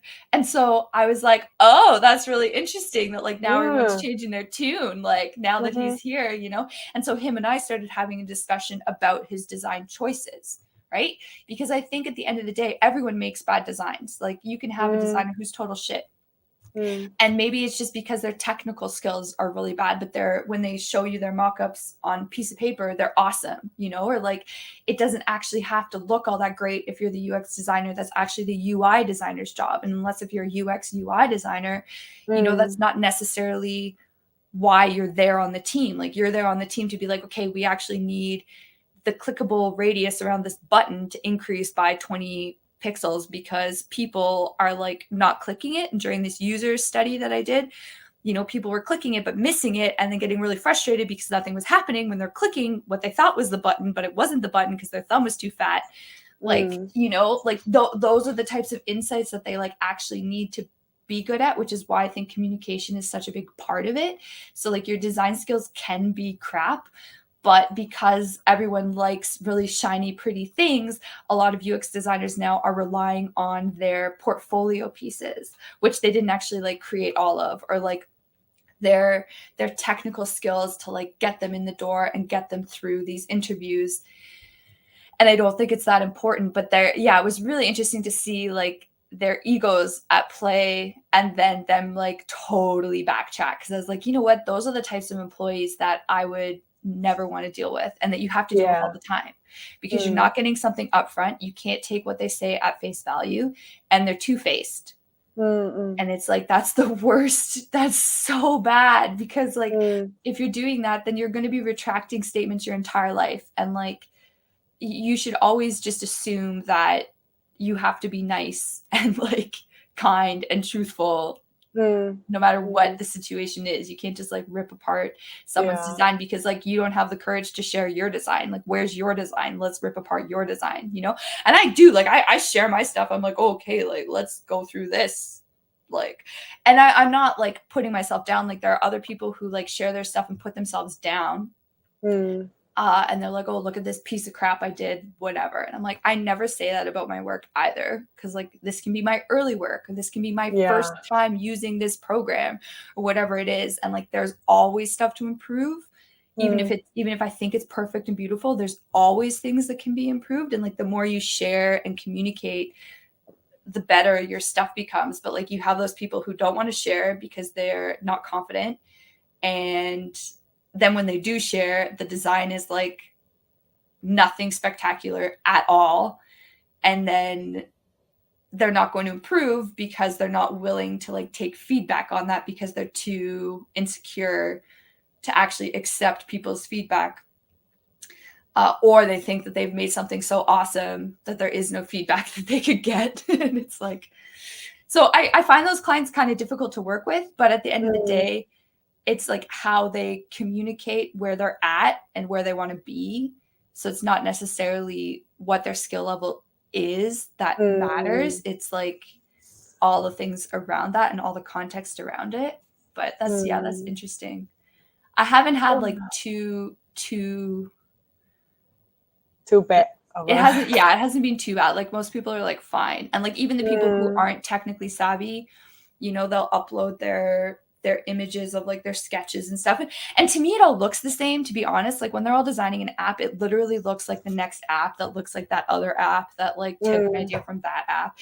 And so like I tell them that. I'm like, there's nothing original here. Like, why are you doing this? And so I get them to actually like explain why they've put the logo up there or why the button's down there or like why this is that color, because that's what's more important than the framework that like you can just download now or like get anything to make. Like any mock-up will just give you ChatGPT.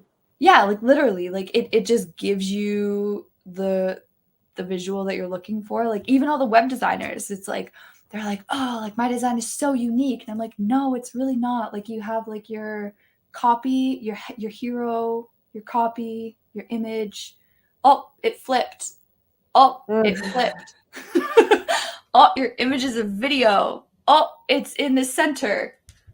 Like there's only so many options of like how to display these things that like it's kind of like you have to be better at communicating why you're making those choices and how that's going to like give you a return than just like, oh, look at this fabulous thing that I've just made. It's like, okay, that fabulous thing looks identical to this fabulous thing, looks identical to this thing that this person's saying is crap.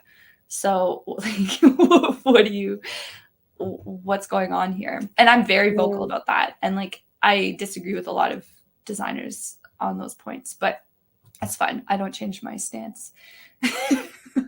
I'm not a yes man. I'm a why man. Like, but why? You know.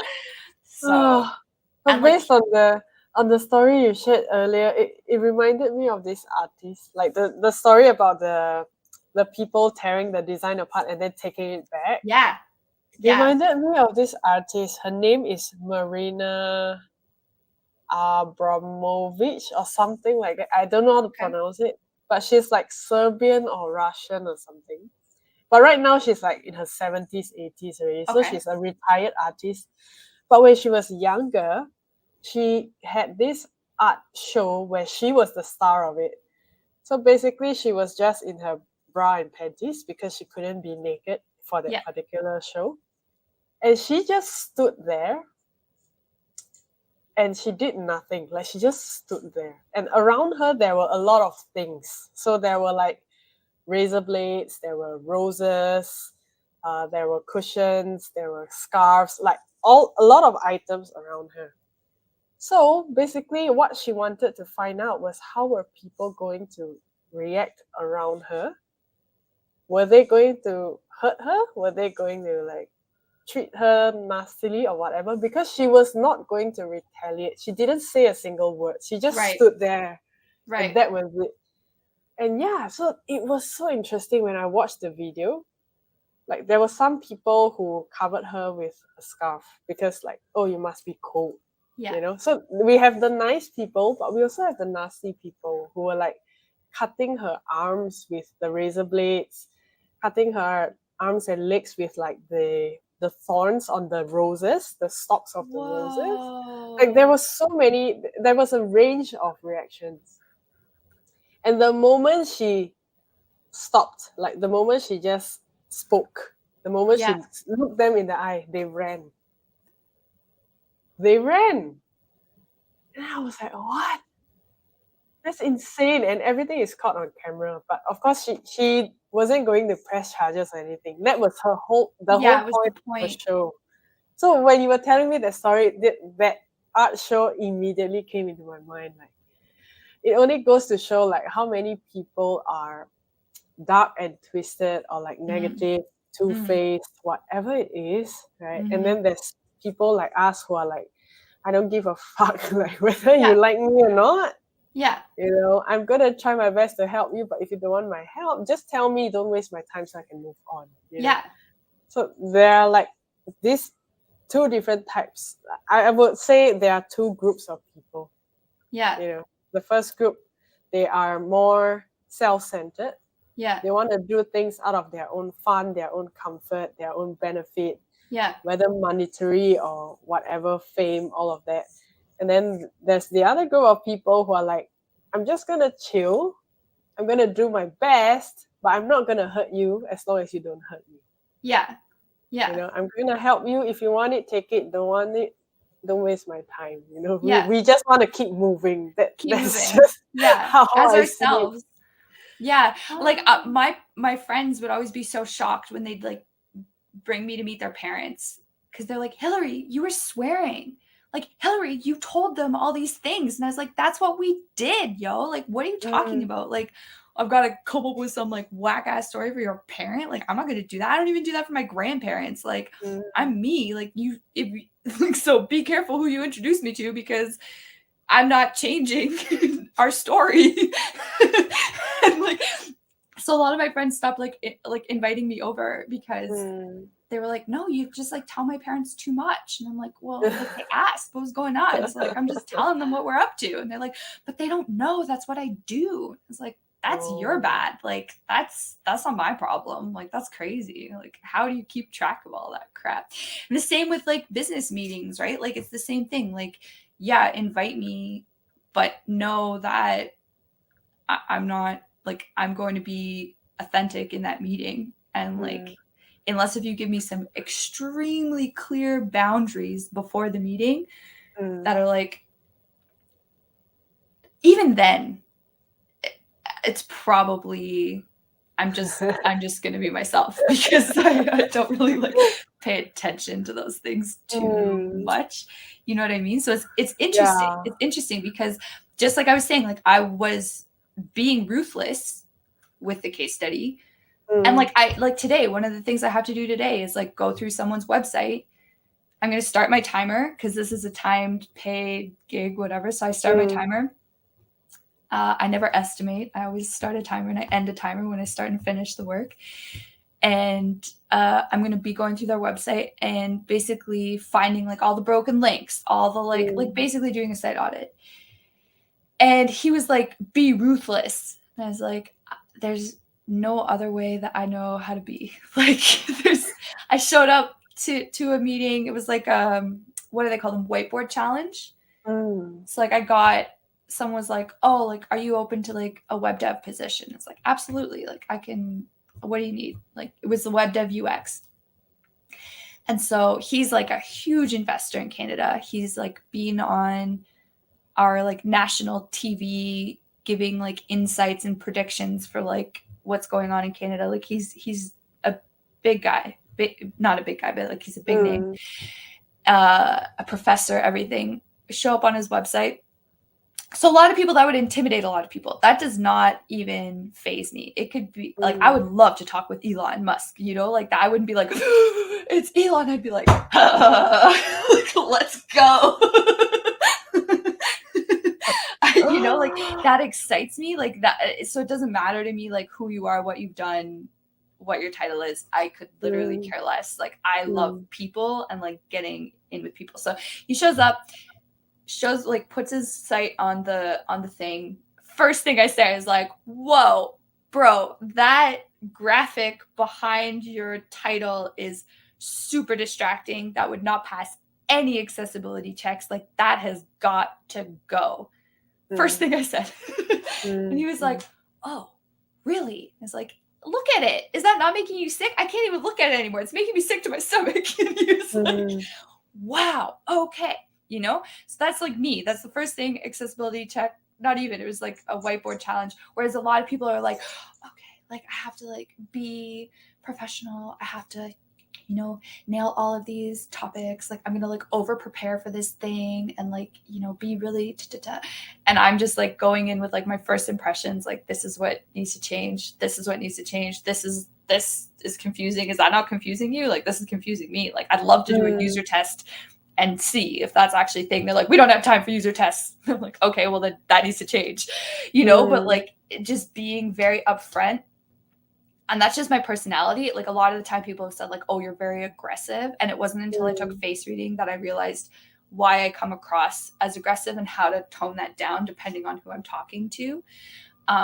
But it's interesting because that's just me, and I don't change that. But like a lot of people either have to like gain courage to be that way in a meeting because they're like, oh, my opinion doesn't matter. Even if they're there to give an opinion, they're like, oh, I don't know, like my opinion doesn't matter. Like I don't really, like I'm not confident in this. I'm just like head first, even if I have no idea. I'm just like, I don't really know, but here's something. You know, or like, I don't understand this. Why did you make this choice? Like I'll ask questions to like get more information as I like keep going. Whereas like a lot of people don't even do that. They'll like just take what it is at face value. They think that they have to know everything. They think that they have to be completely right. And I'm like very comfortable being very wrong. Like I'm very comfortable being totally wrong about things, and like having someone be like, no, this is how it should actually be. Like I can adapt. Like that's one of those things, like in the game, like I'm not super rigid. Like I can adapt and like take on new ideas, no problem. Like if it makes sense, I'm in. I'm totally in. That makes sense. If it doesn't make sense, I'll tell you that doesn't make sense. I appreciate your opinion and I'm not taking it. Like no. But like it's interesting, right? And that's why I think like people actually like getting coaching from me, because that's just me. And so I'll show up to our meetings exactly like that. Or like if we do a video and they record themselves, I'm like, okay, what did you notice about yourself that you would like to change now?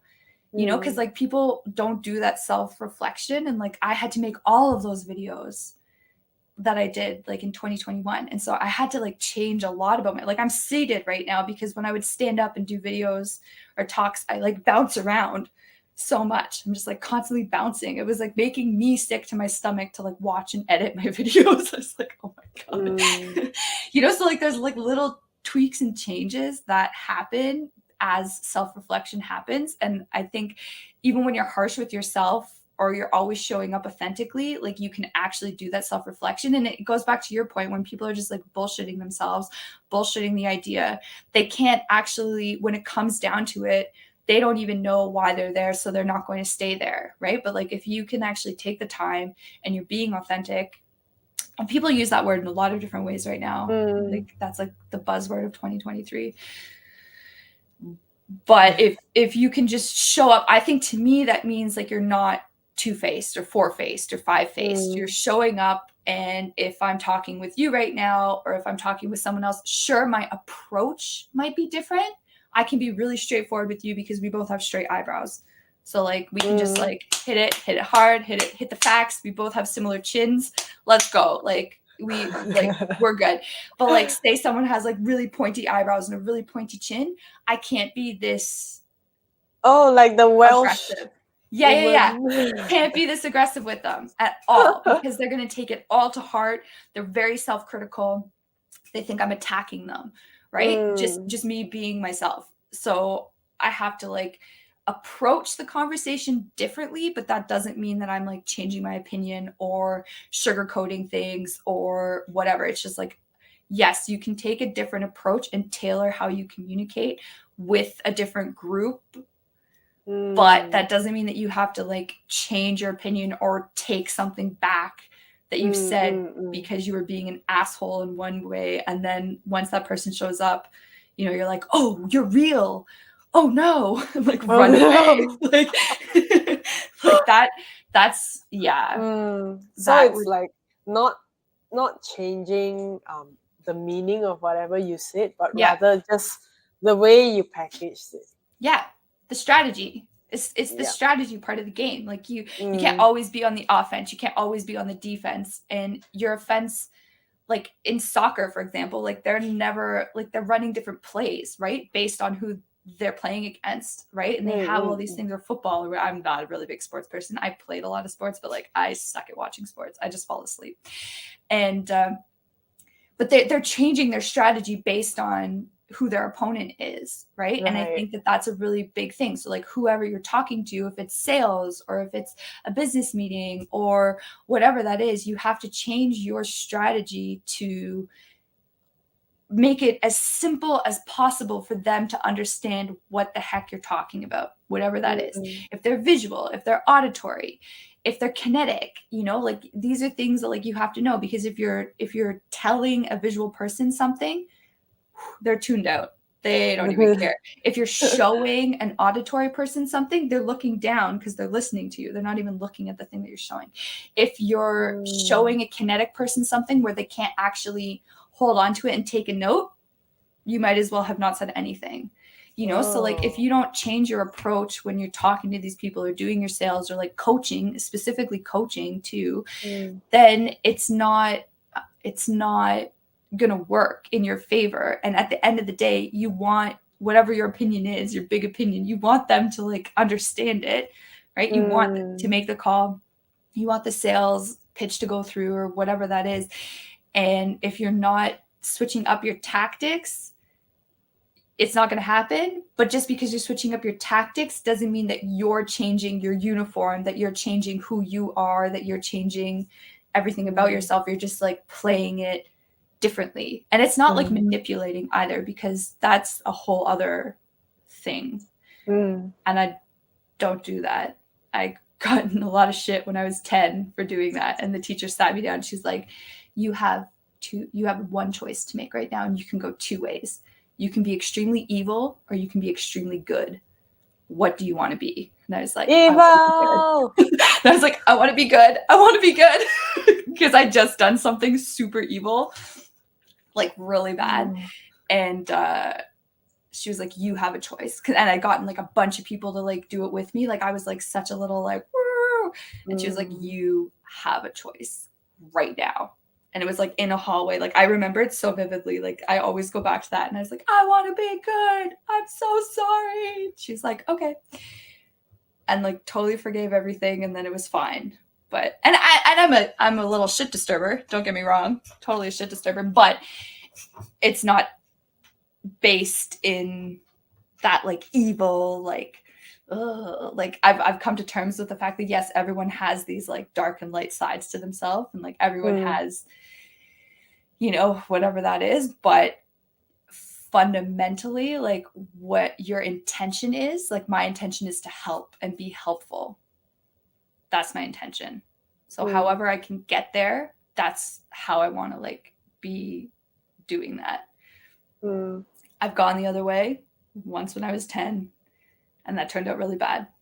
So the like manipulative, like crappy, and so that's not when I talk about changing your tactics. I'm not talking about like changing what your fundamental intention is. It's just changing it so the other person is receptive in a way that makes sense to them. Because just because I'm saying something doesn't mean that everybody has to understand it or like everyone has to take it in. We all take in and process information differently, right?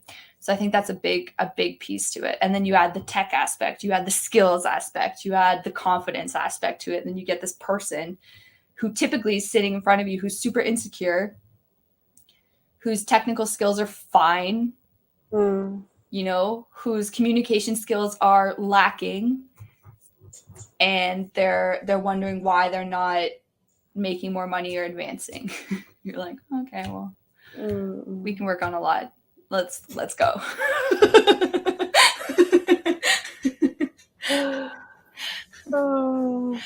I did see one thing, and this goes to your story about the charging by time.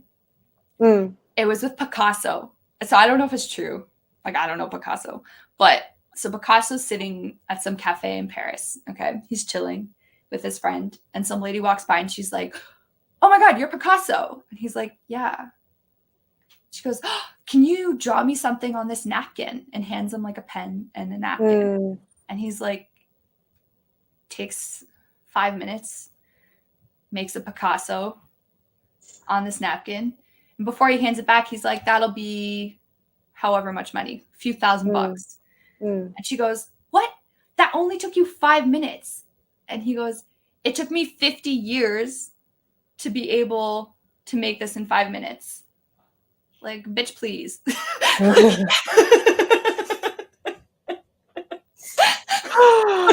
Oh my god. Can you But I imagine think if that's Picasso actually said that? probably. He seems kind of With like, his paintbrush. Bitch, please. bitch, please.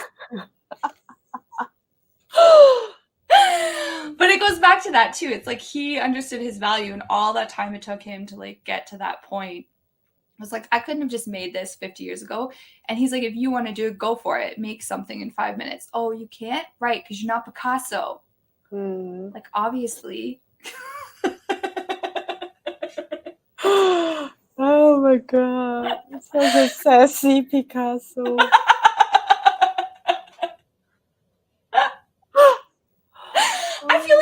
I feel like I've seen some videos of him, and like he seems like he's always got like a glass of wine. There's always some beautiful lady beside him, and he's always like in front of a canvas. I feel like that's a sassy person. Like I feel like he'd be a little sassy. Don't you? I don't know. I don't know Picasso. I don't know. My Picasso impression's super sassy. I don't want to know. Not anymore. But it's like that confidence and just like knowing your value.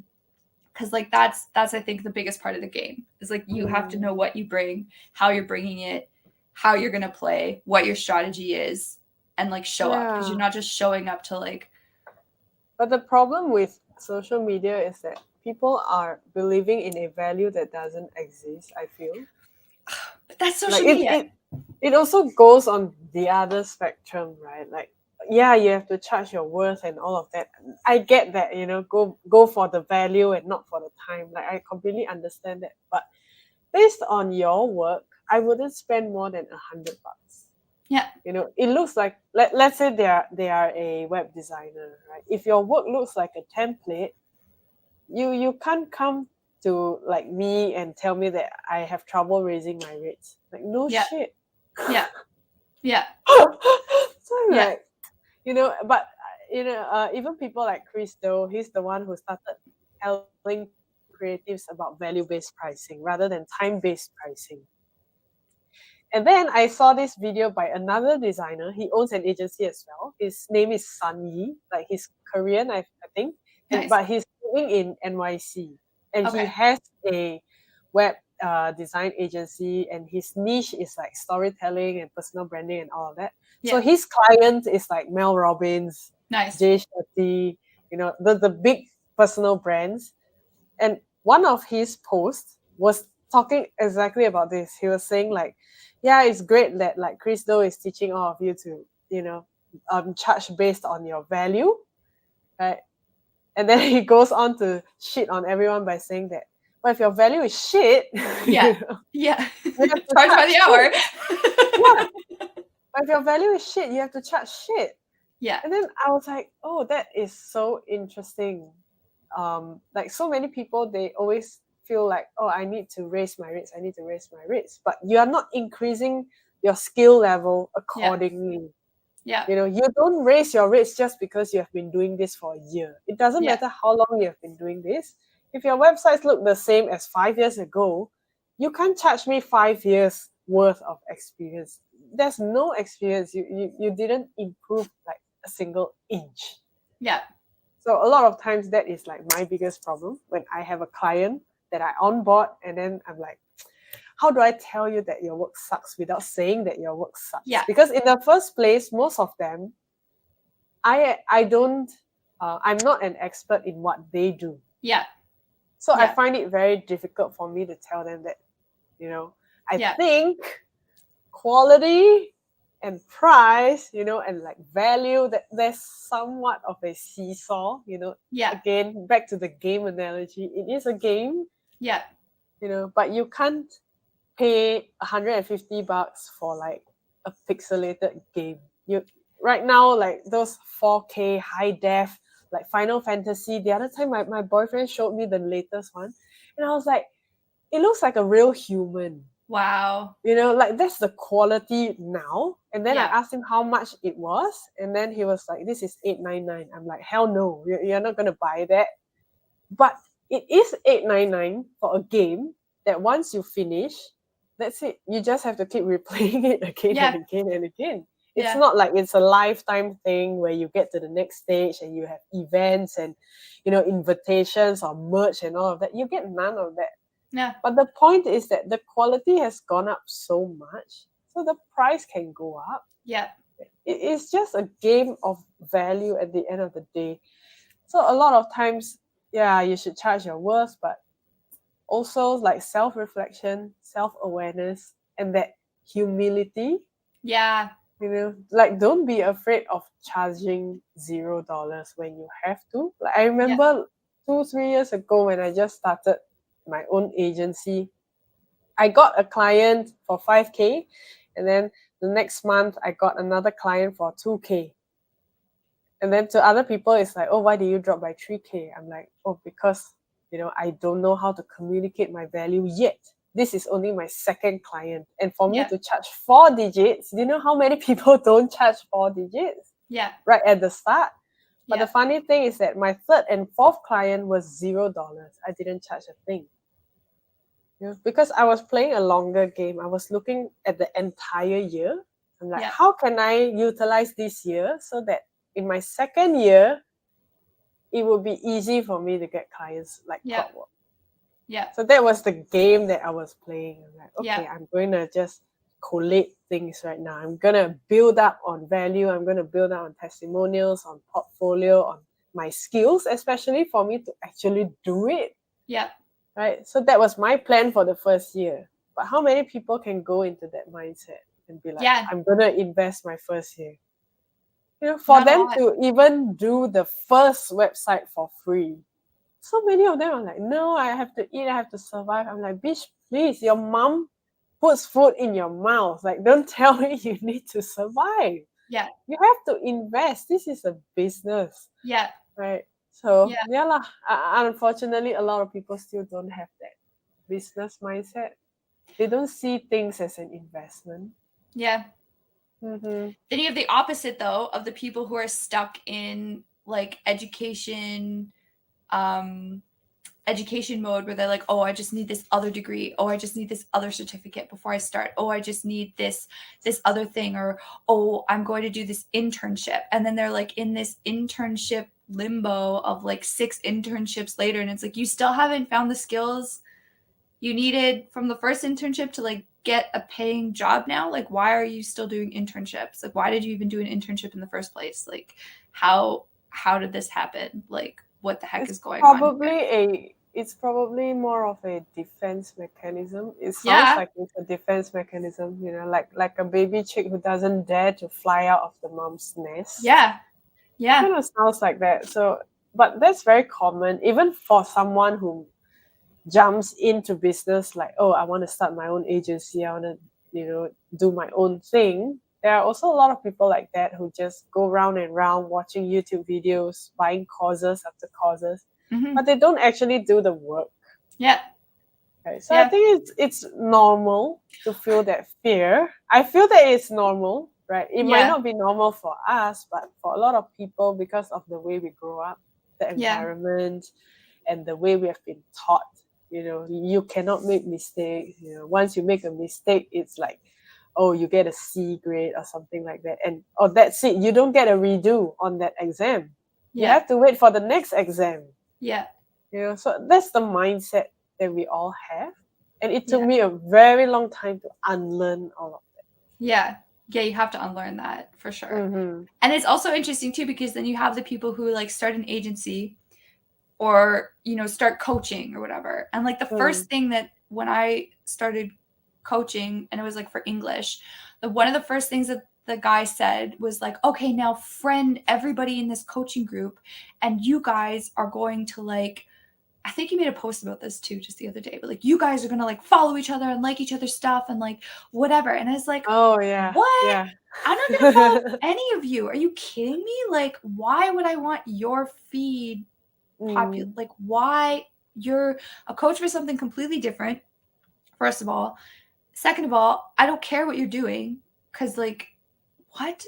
Like, that's not what I'm doing. You're not even my target audience. Like, so what do I care if you like my post or not? And it's just so interesting because I've seen that a lot, especially on Twitter, with like these agencies. They just play together, and I'm like, how are any of you making money right now? Because like, none of you are communicating outside of this like little group. I can see who's commenting on your tweets. I can see who you're playing with. I can see who you're tagging. You're literally tagging your competitor because you're actually doing the exact same thing for the exact same like gigantic market that you think of. And it's blowing my mind. I'm like, what's your strategy here? Like, you just like, you're a league? Like, are you all connected in some way? Like, are you sharing profits? Yeah. Like, is this a pyramid scheme? Like, what is this? And that to me blows my mind. And so when I saw your post about that the other day, I was like, yeah, exactly. Like, don't fill your feed with like people who are doing the same shit as you. Like, that's crazy. Fill your feed with your targets. Like, what? Why have a feed? Like, and I think it's because it makes them feel good. So like, if someone else who's like in your industry is like, oh, that looks great, you get that like little boost of like, oh, I did a good job. Because when you're like an entrepreneur, no one's sitting there behind you, or like, you don't have that like daily stand up where it's like, oh, you did it, good job, pat on the back, like high five, like out for Unless a beer. you have a coach or a mentor. Sure, exactly. But like, that means you're already investing in yourself, and you're already like thinking about those kinds of things. But like, just when you're starting out, like, it's just you, and like, you're not getting paid to show up. You're getting paid for results and that you like close, right? And so I think people fall into this trap of, they like hearing this positive feedback, but it's actually like a negative feedback loop, because even though they've gotten positive feedback, it doesn't get them a client, it doesn't get them money, and there's nothing that like happens there. So then they have to keep doing free work, showing this thing, they get another comment, they're like, oh, I got a comment about that, great. And it's just like this like spiral, there's like a downward spiral that eventually they're either going to have to work together, or well, there's a few different types that I know of. There's one type where, like what you said, like those are called engagement groups. So basically, you form groups of people who are going to engage on each other's posts, and that's about it. So that's purely from a vanity metric point of view. Right. It's also to help the brand a little bit, right? So what that means is, let's say one day I do decide to get clients on LinkedIn. It might be difficult for people to trust me because I haven't been as active on LinkedIn. I don't have like thousands of connections and hundreds of likes. I don't have any of those. Like the most I get is what? 2, 5, 7. Yeah. You know? And so if let's say I want to get that boost on LinkedIn, what I can do is one of the options is for me to join an engagement group specifically on LinkedIn. Yeah. So that people will engage with my post. And let's say I have like 20 plus likes, 30 plus likes. It would then be easier for me to reach 50 and then 100 on a later day. And it will be easier for me to convert clients as well. So that's the whole point of engagement groups. But yes, I agree with what you said, that it is not a long-term strategy. It's not feasible long-term. And most of these engagement groups, you do have to pay. So it's like a monthly subscription thing. But if it is paid, it's a lot stricter. You have to follow the rules. You have to like each other's posts. If you miss any of it, you might get kicked out. You might, have whatever shit. That's why, like, one of the things that I always tell people is, don't join engagement groups, no matter how tempting it might be. It is so short term. It's not gonna help. It might even harm you in the long term. Well, because you're actually spending time liking all these bullshit posts that mean nothing to you, as opposed to just spending time creating posts. And like, it takes a little bit of time to like create that buzz and like even get 30 people to like something. But like, that you only have so much time. Like you said in the beginning, you don't get your time back. So like if I'm spending 3 hours a day liking all this bullshit, that's 3 hours a day, 21 hours a week that like I've basically just killed a day every day. So it's like 52 days a year that I shouldn't have just woken up. Like, what did I even do? Whereas like if you just put that exact same amount of time into content or creating this like content flow or like whatever that is, because I also like you kind of do this sometimes, but like it's not on the same level, but like posting the exact same content on each different platform, it doesn't really work that well. Like it's like each platform has its own, like LinkedIn is all about like stories. They want to know like a story, like an anecdote, like that's what really does really well on LinkedIn. It's like you can get ChatGPT to write stories for you. Like, write me an anecdote about this. It's like, okay. They're like, oh, this theoretical scenario, picture this, and like those do really well on LinkedIn, but those aren't catchy and they're too long for Instagram, so it's like the videos or like those interactive things or like the carousels do really well on Instagram. And it's like adapting your content so you're not duplicating it everywhere. But I know a lot of people who just like post something and then you also follow them somewhere else, and then that exact same thing comes up somewhere else, and then you also for some reason follow them somewhere else and that exact same thing comes up. I stop following them on like one of those or two of those because it's just like I don't need to see this 3 times like the same thing. Give me a break. Like that's so lazy. Like give me a break. Like why aren't you adapting this? And I think like those 3 hours that you're on an engagement group, you could just be spending tweaking your content slightly, and like ChatGPT can literally tweak it for you. You can write one thing on your website and be like, okay, make this an article, make this 6 bullet points, and then take each one of those bullet points and be like, okay, give me an anecdote to describe this. Okay, give me a short headline for this. And you spend like 15 minutes taking this tiny piece of content and making it all of these different channels worth of content, right? And it to me, it's like when people aren't doing that now, I'm like, there's really no excuse for you to be doing this. Like it's not like you only had one chance to put out this content. And like I think it's like it's so interesting. And like how you were saying, like people on Instagram, they see like this much. Like people on social media, you see like it's like you only have to fool like the tiniest little bit, right? And there could be so much other stuff happening. And it's the same thing like for movies, it's the same thing for marketing stuff. It's all the same, but like now it's like even on social media, even what's supposed to be authentic and true is actually this like totally fake, fraudulent, like, okay, this is what's happening, this like this tiny thing, and people take it at face value as if it was the whole truth. And you're literally seeing 1,000 pixels squared of the whole truth. Like that's like nothing. You're seeing nothing and like believing it wholeheartedly. So I think, yeah, like showing your value, showing all that stuff comes into like huge play. But like there's also a game aspect to even all of that. Like you don't have to give everything away in 1,000 pixels. Like you can really make it tight, make it succinct, make it clear, make it for that platform specifically, and start to grow organically as opposed to using all of these other ways to kind of cheat the system or cheat the algorithm. And like it only works for like a few months anyways. It doesn't actually really work. I'm like, yeah, okay, there's 900 people in the group, you're gonna get 900 likes, but like, do any of those actually work for you? No, not at all.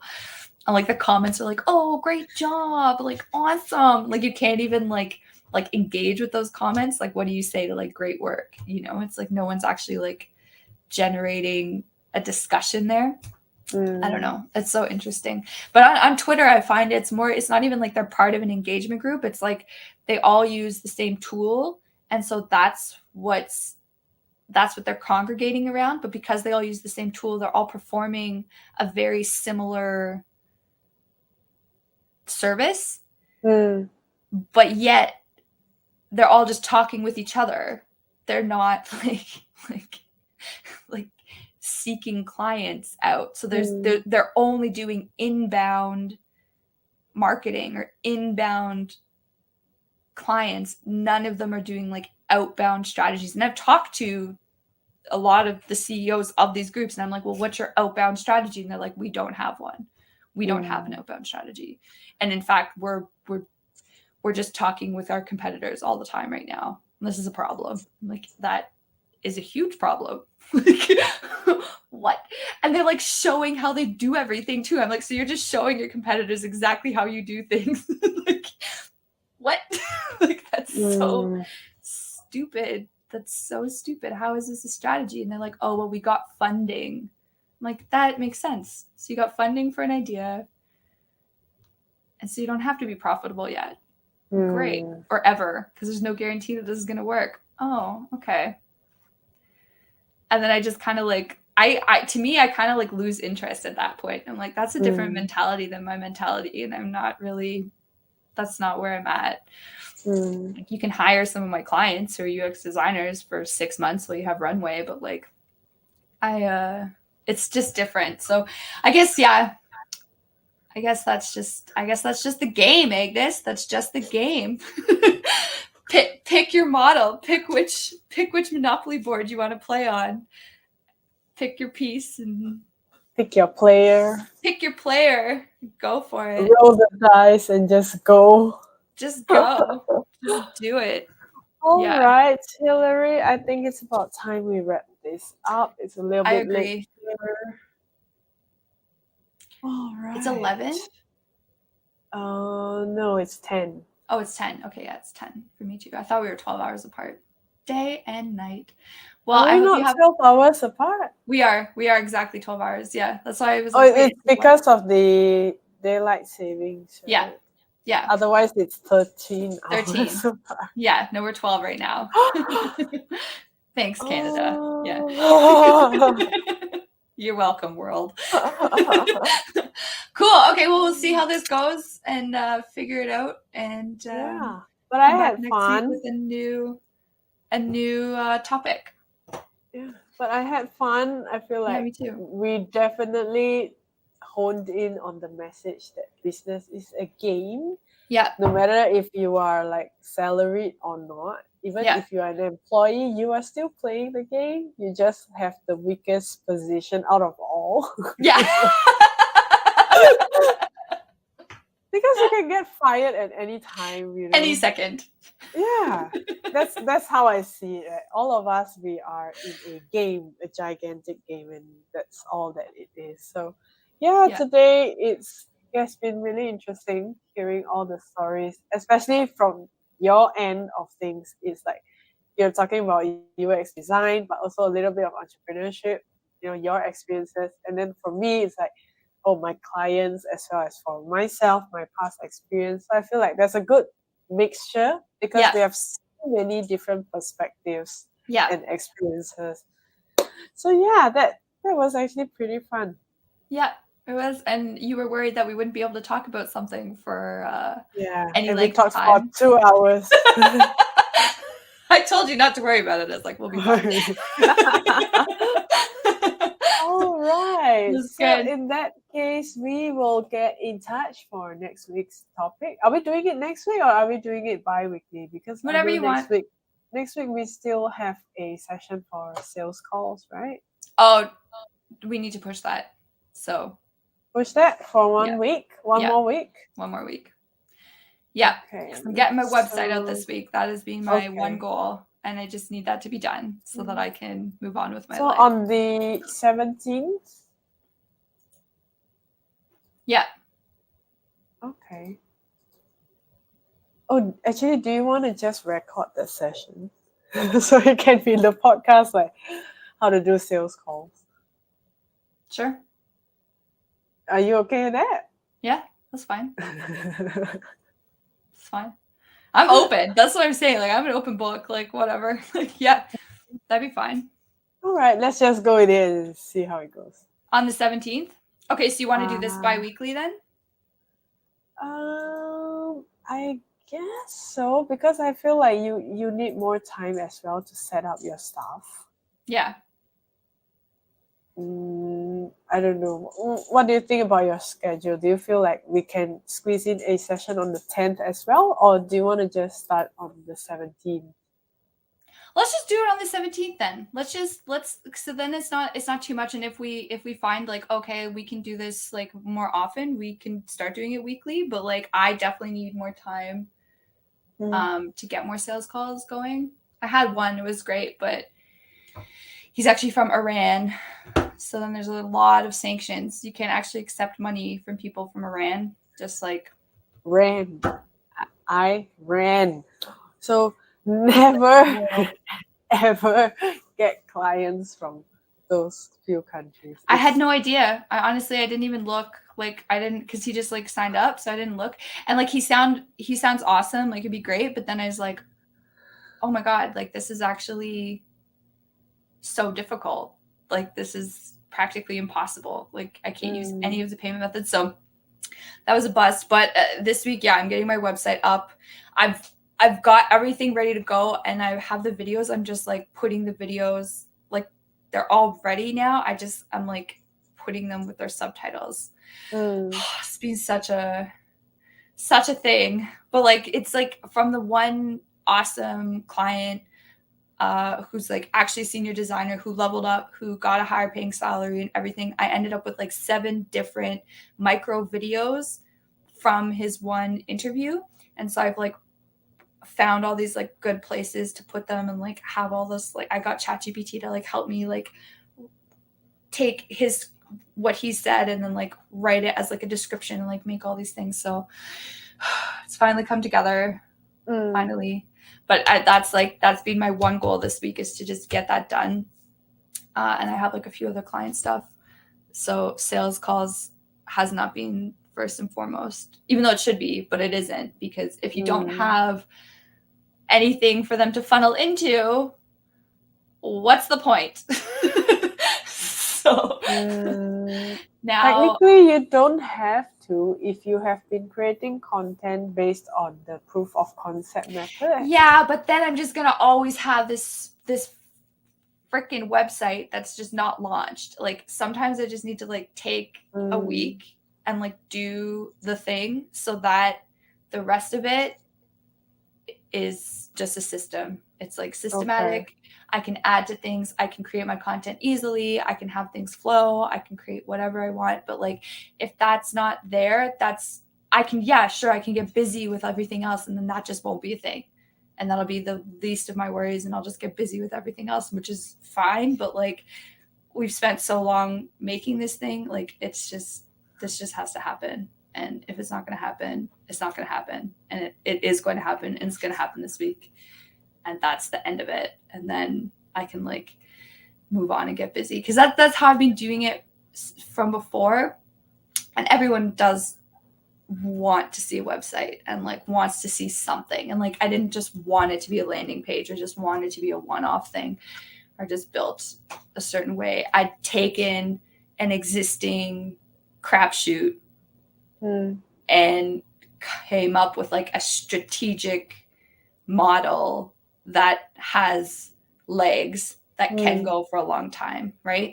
As opposed to like just keep doing experiments like I've been doing. I'm not interested in doing that anymore. Like it's like, okay, long term, this is gonna work. Yes, this is a slow month. Fine, whatever.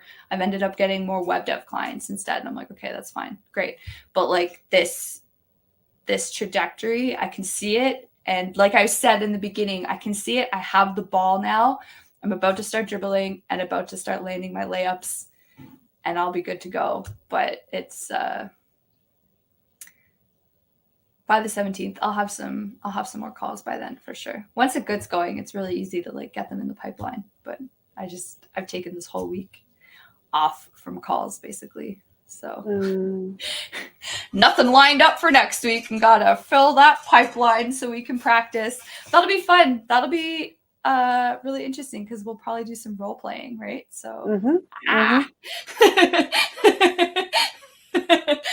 I'll be mean. Yeah, it'll be good. And I'll be totally wrong and you can school me. It'll be awesome. Okay, well, I'll see you on the 17th then. I'll send you a link. Yeah. Okay, Okay. sure. I'll see you. Bye Bye, bye. Agnes. Bye.